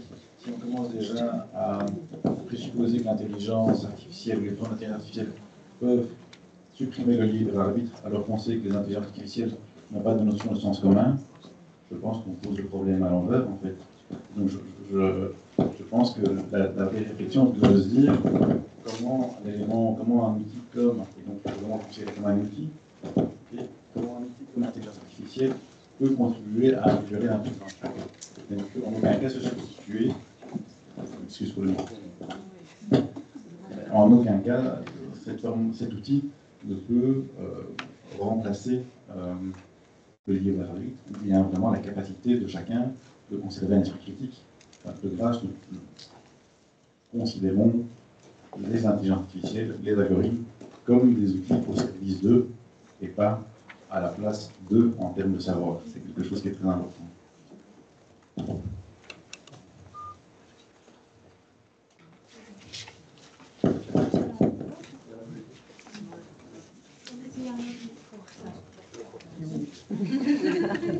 C'est du suivre nos solutions. Ça a l'air d'être un petit peu long. Je vais passer à ma collègue le micro pour la deuxième question. On parlait de mine d'or pour l'intelligence artificielle en santé, certes, mais réfléchissez-vous au fait que nous ne disposons pas, souvent pour de mauvaises raisons, des infrastructures propres pour l'intelligence artificielle. Irrémédiablement, cela va devenir un enjeu géostratégique international et le jour où nous n'avons plus accès à ces ressources, nous risquons de payer très cher cela si nous ne développons trop dans nos pratiques en santé. Avez-vous la possibilité de faire entendre cet enjeu à nos autorités et est-ce que vous avez le sentiment que cela est pris au sérieux? Non.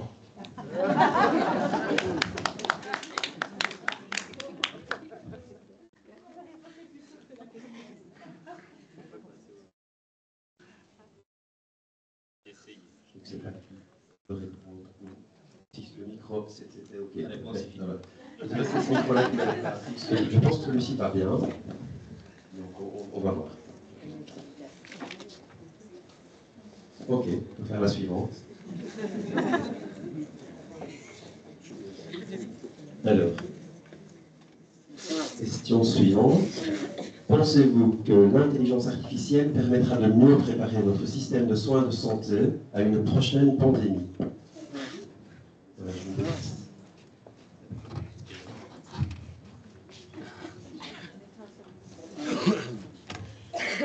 Alors, est-ce que l'IA pourra permettre de préparer à une pandémie? Donc, il y a différents outils qui sont déjà développés pour essayer de modéliser les propagations du virus ou des choses comme ça. Donc ça peut aider au moment de la crise. Ça peut aussi permettre pour le suivi des patients, la détection de dégradation au domicile. Donc ça peut vraiment aider à se préparer, à essayer d'améliorer la détection de la propagation, à essayer d'éviter les dégradations au domicile, donc plein de choses qui interviennent dans la prise en charge d'une pandémie. Voilà, pas de cours.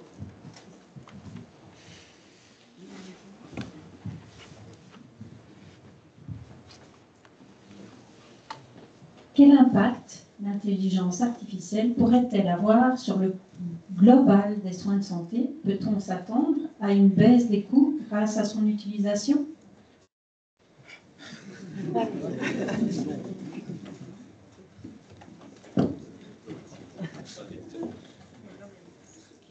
Je vais utiliser la méthode Briganti. Oui.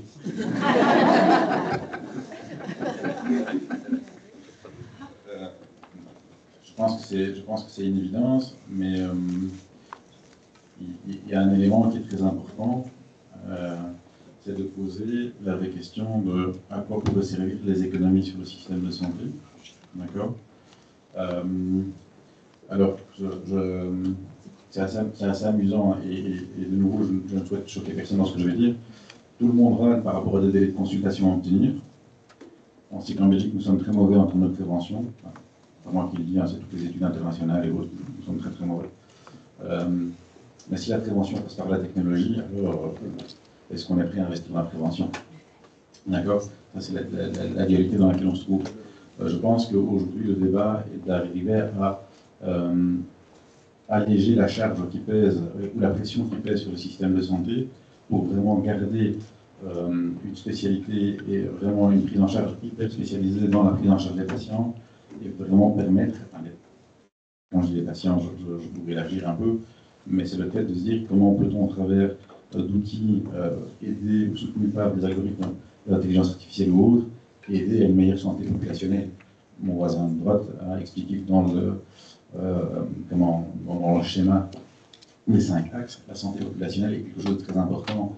Et la santé populationnelle ne veut pas dire un patient à l'hôpital. Ça veut dire un rôle de prévention pour avoir une population en meilleure santé de manière globale. Voilà.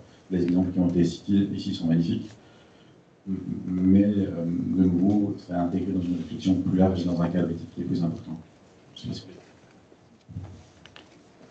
Oui, ce que je voulais dire dans le petit projet de dépistage de la rétinopathie tel qu'on l'a mis en place, s'il y avait une reconnaissance de pourquoi on se bat, et qu'on arrivait à créer de la confiance avec les ophtalmologues, on arriverait à désengorger les consultations, ça c'est clair.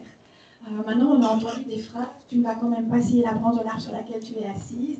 Il faut du temps pour que les médecins, peut-être une génération chez nous, pas, je ne sais pas, mais comprennent qu'on n'est pas là pour remplacer, mais pour aider à raccourcir les délais de prise en charge des patients qui en ont besoin, quoi. Et c'est ce qu'on voudrait arriver à faire. Mais s'il n'y a pas quelque chose qui vient du dessus, ça me semble plus difficile. La question portait sur les coûts. Hein, pour revenir à ce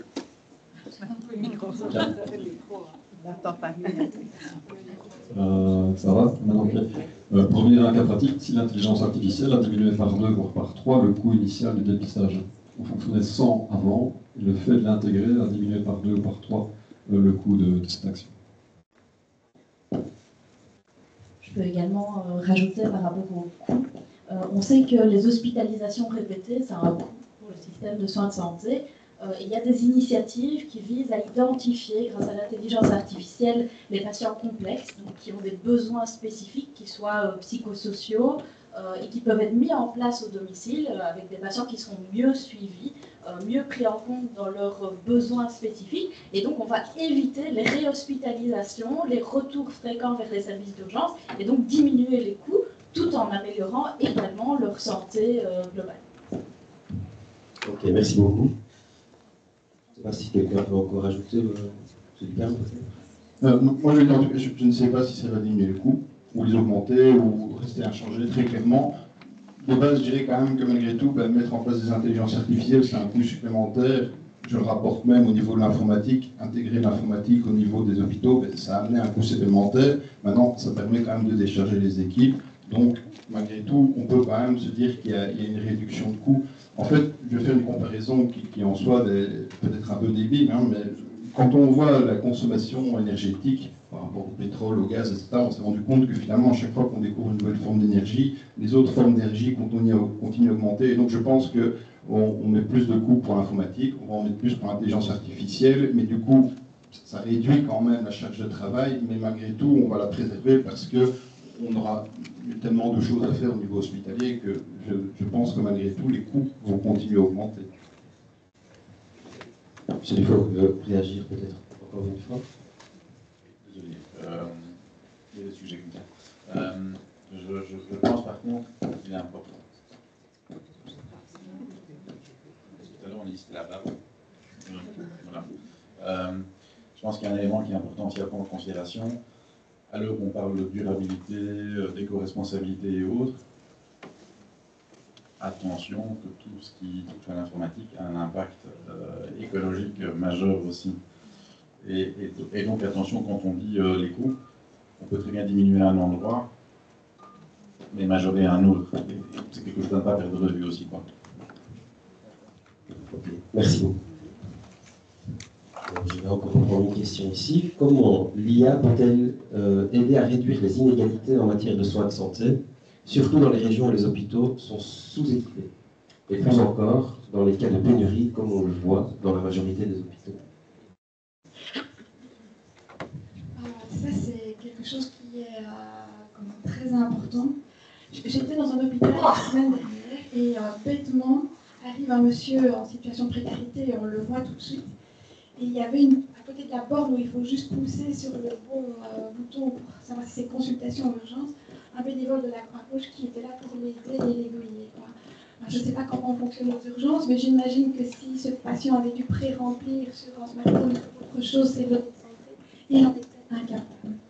Donc, je reviens sur les 3 mots. Compétence, bienveillance et présence. Il n'y a rien à faire, il faudra garder une présence humaine pour accompagner cette personne-là. Pouvoir adapter la littératie aussi pour qu'ils puissent comprendre ce qu'on attend d'eux dans les nouveaux outils et comment on fonctionne, parce que sinon ils vont avoir peur, ça c'est clair. Et voilà, donc il y a un danger, je pense qu'il y a une fracture qui s'installe, peut-être même chez les soignants. Au moment où il va falloir implanter et utiliser des nouveaux outils, ça ne sera pas facile. Je pense que les études le montrent. Oui, en effet, même au niveau des soignants, ça peut être compliqué d'utiliser de nouveaux outils. Et donc, il y a vraiment ce besoin de formation au niveau des soignants, mais formation aussi au niveau des patients, l'éducation du patient à ces nouvelles technologies pour qu'ils puissent les utiliser parce que sinon on sait qu'il y a une partie de la population qui ne pourra pas les utiliser et on risque d'aller vers des inégalités par rapport à d'autres qui, eux, auront la possibilité de les utiliser de manière plus grande pour leurs soins.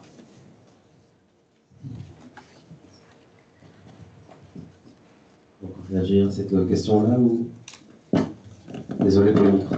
On a un problème, on ne sait pas d'où il vient. Il faut financer les Nalux pour les nouveaux micros. Ça, c'est très important. La conférence était gratuite. La prochaine fois, il faut les faire payer. Voilà, c'est comme ça. Alors, je pense que pour l'inégalité, nous avons effectivement ce risque que cela augmente.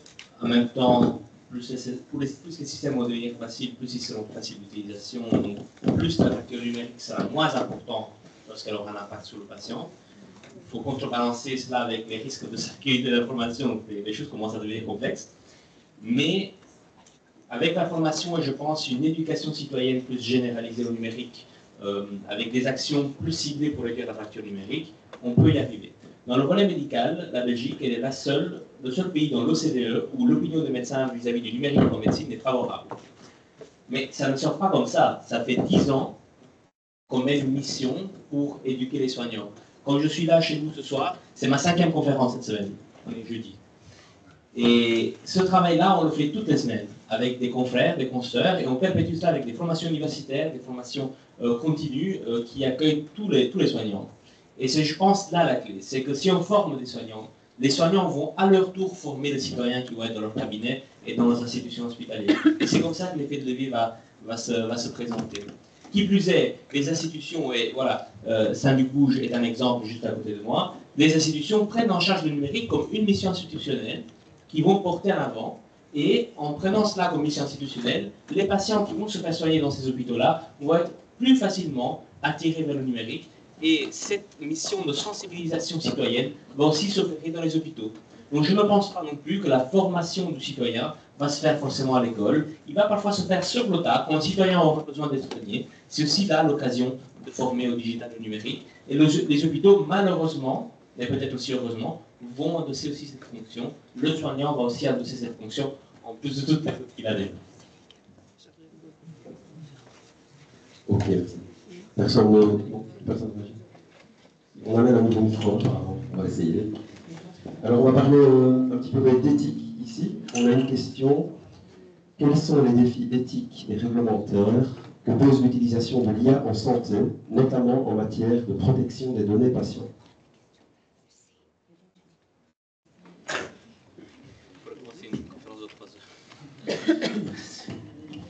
Il faudrait commencer une conférence de 3 heures à ce sujet. Vous êtes le collègue.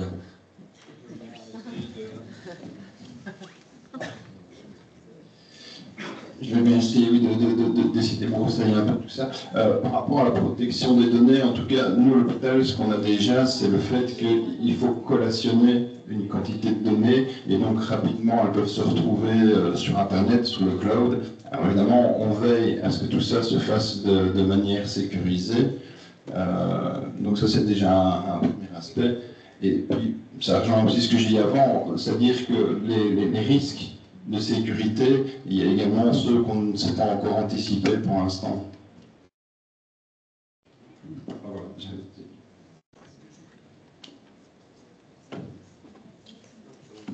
c'est bon. Non, c'est bon. C'était ce qui était suffisant pour cette question. Alors maintenant, on va peut-être aller voir un petit peu du côté public ici, avec un micro comme ça, c'est pas grave. Voir un petit peu si quelqu'un a une question. Maintenant, directement. Toi. Je pense qu'on va arrêter l'autre. Bonjour. Oui, j'ai une question. Comment une intelligence artificielle avec des millions de radiologies, par exemple, ne peut-elle pas être meilleure qu'un radiologue qui s'est même formé pendant plusieurs années, mais qui a moins d'exemples concrets? La question n'est peut-être pas bien posée, mais... Une excellente question. C'est une excellente question. Donc, une IA avec 1 million d'images à son actif dans une thématique bien particulière, disons, l'embolie pulmonaire, va être meilleur qu'un radiologue qui est en cours de formation. Elle ne va pas être meilleure dans un environnement spécifique, par exemple un hôpital spécifique, par rapport à un radiologue qui a de l'expérience dans cet hôpital-là. Elle va pouvoir au mieux aider le radiologue dans le fait d'effectuer ses tâches. Mais elle ne pourra pas être meilleure parce que les deux ne sont pas comparables. Pour dire que quelque chose est meilleur, il faut que l'IA soit capable de faire tout le processus de soins de A à Z. Elle sera peut-être bonne pour aider le radiologue à détecter la lésion, mais ne pourra pas être un radiologue. Allez, un exemple tout simple par rapport à ça.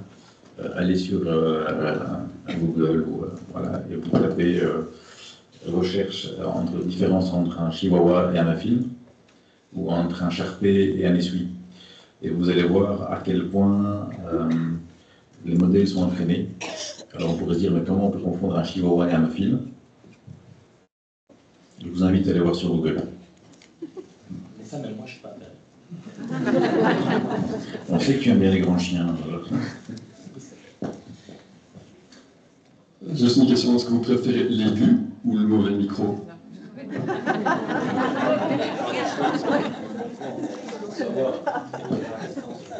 Je pense qu'on veut le micro bien. Le micro.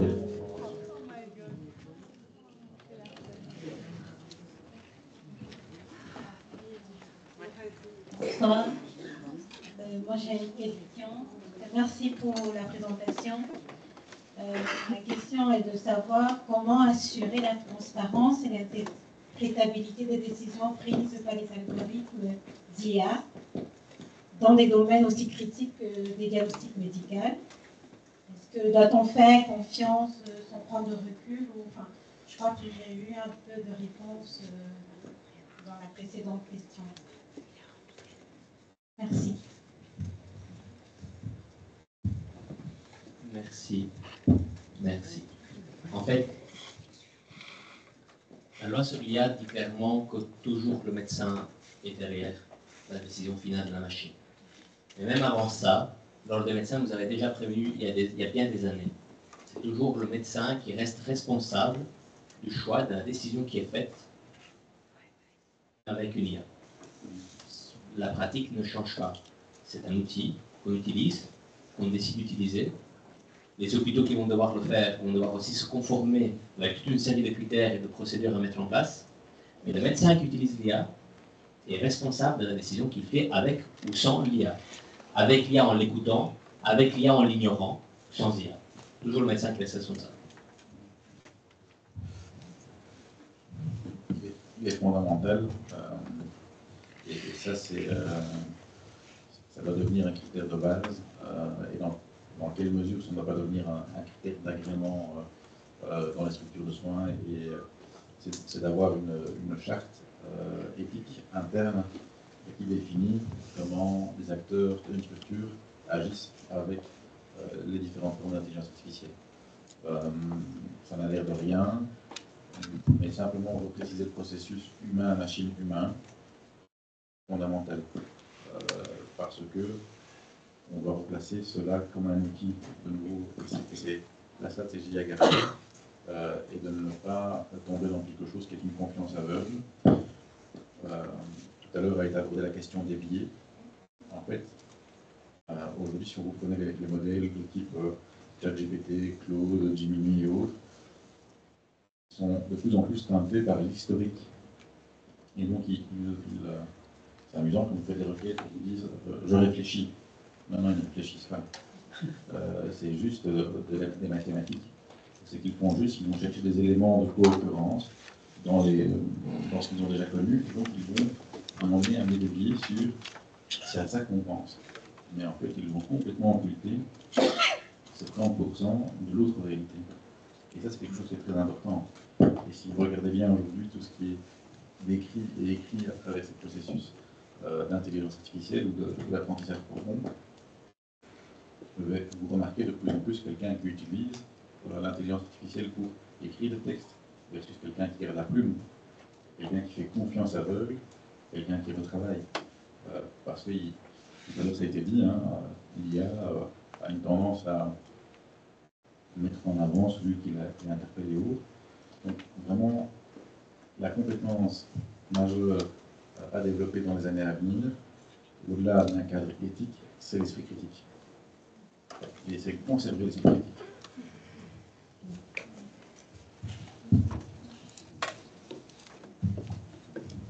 Mais par rapport à la transparence, je reviens justement à ce que j'expliquais avec les risques, ça fait partie un peu des risques inhérents autour de l'IA. Il y a un côté boîte noire, on va dire. Donc typiquement, les réseaux de neurones qu'on utilise, sans vouloir rentrer dans les détails techniques que moi-même je ne maîtrise pas, mais ce réseau de neurones, évidemment, devient une espèce de boîte noire. Malgré tout, par rapport à la transparence, il y a quand même au niveau de ce que je veux dire l'input et l'output, à savoir que, ça a été discuté un peu avec le professeur Briganti, il y a, au niveau de l'échantillonnage, on peut veiller quand même à avoir un échantillonnage qui soit quand même le plus transparent possible, savoir d'où viennent les données, est-ce qu'elles sont représentatives, et également au niveau de l'output, je rejoins ce qui a été dit précédemment, à savoir qu'il y a quand même toujours une confirmation au niveau humain par rapport au résultat qui est donné. Je prends un exemple qui se trouve dans un autre domaine qui est la conduite autonome. Pour l'instant, l'humain doit toujours rester devant le volant. Quand il y a une voiture autonome, on n'imagine pas encore, même si c'est dans les fantasmes, d'imaginer qu'une voiture puisse conduire en totale autonomie. Et donc là, par rapport à la transparence, évidemment, enfin, moi, en tant que conseiller en sécurité, ça fait partie des aspects clairement importants. Deux questions et puis conclusion, parce qu'on a soif. Hein. Je vais essayer de faire court, et c'est un challenge pour moi. Donc, je dirige un centre neuropsychiatrique, un petit machin, une maison entrepôt et de soins spécialisés. Et je dois simplement dire que l'IA a changé ma vie en tant que directeur, puisqu'elle me permet, je ne vais pas faire la recherche clinique, je ne vais pas faire ce type de démarche-là, mais elle a complètement changé ma charge de travail administrative. C'est-à-dire, ça gère en partie mes mails, mes réponses à mes 150, 200 mails par jour. Ça me permet de prendre les bilans de mes fournisseurs au moment d'une réunion, de dire « Oh, ok, là, je vois quand même qu'il y a un petit souci et est-ce que vous allez encore pouvoir me fournir l'année prochaine ?» Ça me permet, avant de signer un contrat, de quand même avoir un visuel sur le fournisseur en question. C'est extraordinaire. Aujourd'hui, j'ai des équipes comme partout qui ont un petit peu difficile. J'ai demandé à ChatGPT, avec qui, bien sûr, j'entretiens une relation quasiment extra-conjugale. Je l'appelle Lucie, voilà, puisque c'est Luc Besson quelque part. Mais m'a permis de faire un courrier extraordinaire à mon personnel pour leur remercier les efforts qu'il fait. J'aurais pas pu faire mieux, ou au moins faire la même chose, mais il m'aurait fallu 2 heures et ça a pris 30 secondes. Voilà. Donc cet aspect-là est un aspect qui, pour moi, est extrêmement a énormément de valeur. Et ce temps que je gagne, ça me permet de me consacrer plus à mes patients et à mon personnel. Donc ça, c'est intéressant. Allez, encore une question là-bas, là-bas au bout, non? Il y a beaucoup de mains qui se lèvent. Ah, et monsieur, oh monsieur, ça fait longtemps. Il y avait une question devant ici. Il y a des questions. Je vais prendre la réponse et...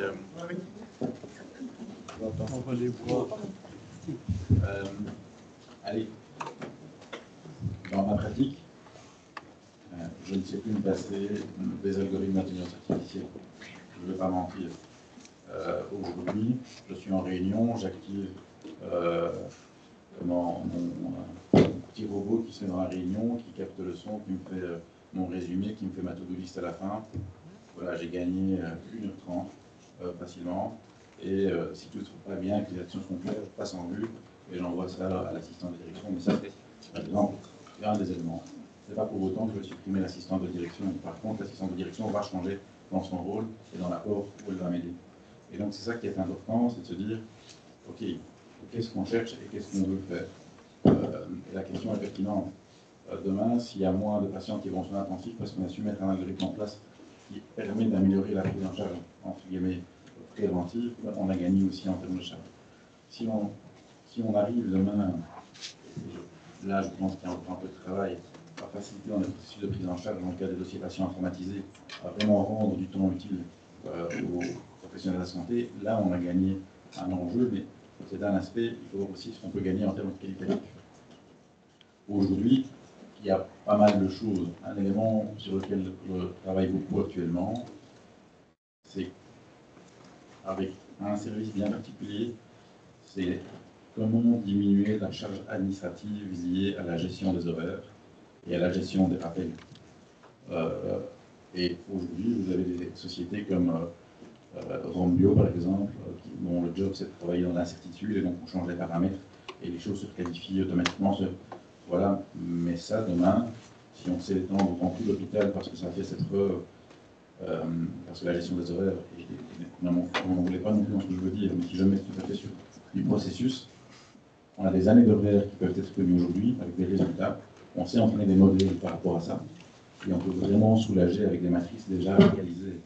Et quand je vois le temps administratif que les responsables d'équipe passent à ça, et au rappel, je trouve ça aujourd'hui, ça fait partie des éléments sur lesquels on peut gagner.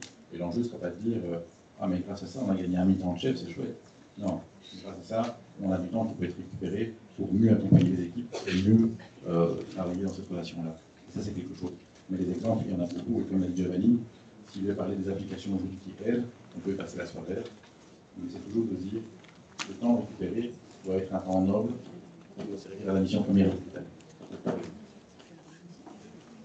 La dernière question, peut-être je voulais rebondir mais à la question précédente, parce que vous avez dit que l'intelligence artificielle va aider le médecin. Je suis tout à fait d'accord, mais in fine, c'est toujours le médecin qui a un dernier mot. Alors, je suis entièrement d'accord, mais je me demande, est-ce que vous y croyez à 100% quand on voit la dernière, la pandémie, et donc les médecins qui n'étaient pas dans la doxa, je vais dire, ont été vraiment détruits à un moment donné, pourtant eux venaient avec leur suivi, leurs compétences, etc. Est-ce qu'on ne pourra pas dire à un moment donné, l'IA est là, et on arriverait vers une doxa qui serait liée à l'IA, si on ne fait pas gaffe? Non. Bonne question. C'est la dernière. Je vois déjà mon verre de coca. Donc, pour faire ça, on se pose la question avec des collègues professeurs de droit à l'université de savoir est-ce que la liberté professionnelle qui est inhérente au métier médical, comme celle du juge, potentiellement, pourrait venir s'émousser avec l'intelligence artificielle. Je ne dis pas que ce n'est pas une possibilité, parce que nous vivons tous sous un ciel, comme on dit chez moi en italien. Et donc, en fait, ça pourrait arriver. Tout dépend d'un nouveau gouvernement qui arrive et qui est particulièrement déstructurant. Hein. On voit maintenant des exemples ailleurs dans le monde, c'est en train de se passer. Et tout pourrait être bousculé. On pourrait commencer à dire que les médecins, à un certain moment, deviennent des exécutants des ordres que l'intelligence artificielle dit, que l'algorithme spécifique dit. Alors, par rapport à l'efficacité actuelle, nous sommes vraiment très, très, très loin du moment où ça sera possible. Et nous devons garder veille.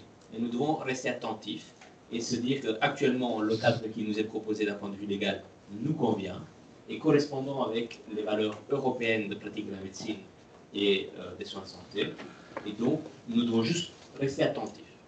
Et donc, la question que vous soulevez, on doit tous continuer à se la poser, en permanence. Et dès qu'on voit que les changements dans les associations professionnelles, dans les politiques menées, pourraient nous faire entendre que ça pourrait se passer, il faut mettre un halt. La profession de médecin, comme la profession de juge, doit rester indépendante par rapport à tout outil extérieur. On peut se servir de l'outil, mais la décision ne peut pas être apportée par l'outil. On ne peut pas, même, on dit parfois que le droit est saisi par la technique, mais la médecine aussi est saisie par la technique, mais la technique ne peut pas maîtriser la médecine. Ça doit toujours être la médecine qui a le pas au-dessus. Merci pour la question. Ok, merci beaucoup. Je pense qu'on peut applaudir tout le monde.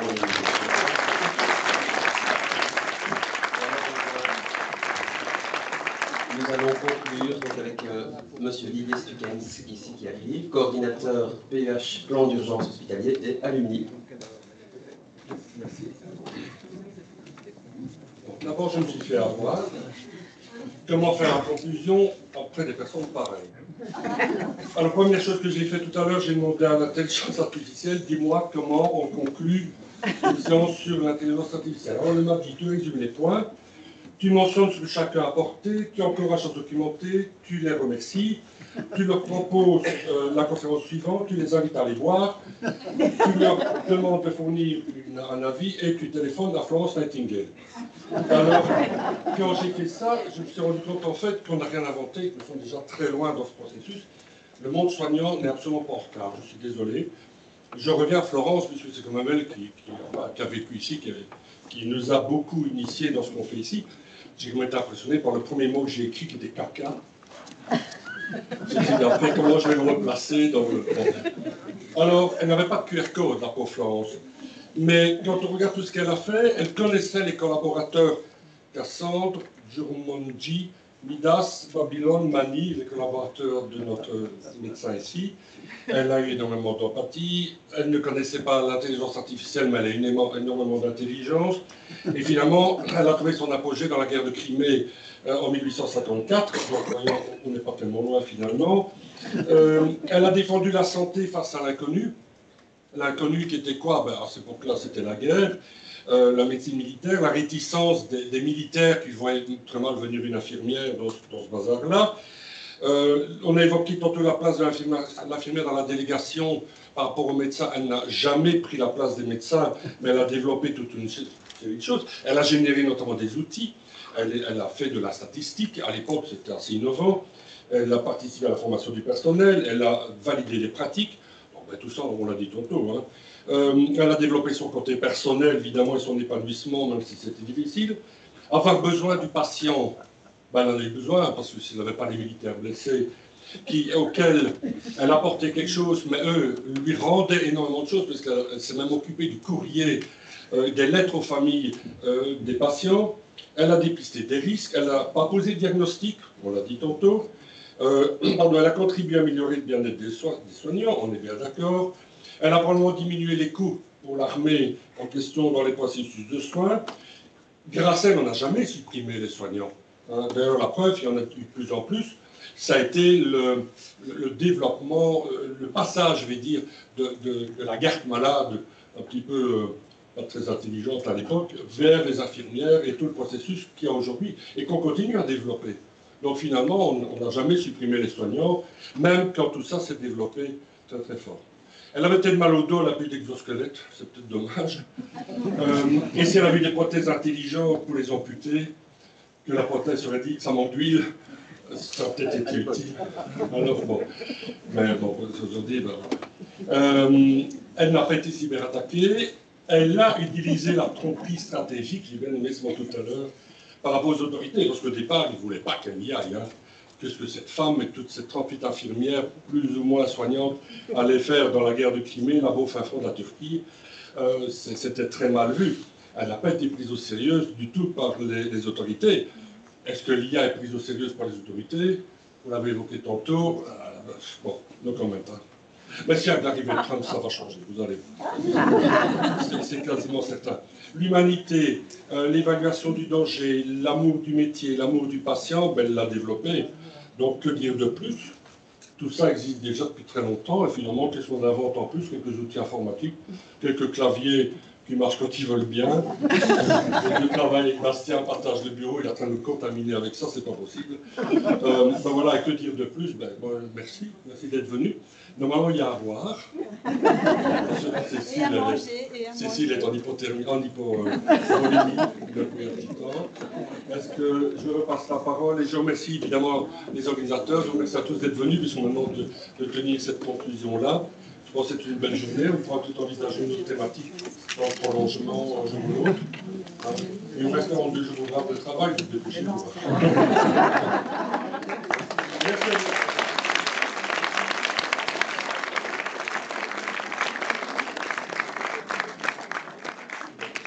Merci tout le monde. On vous invite à suivre donc, vers le couloir à la sortie, vers le drink qui se passe totalement de l'autre côté. Donc vous traversez le couloir tout le temps tout droit et le drink est en place. Voilà. Bonne soirée.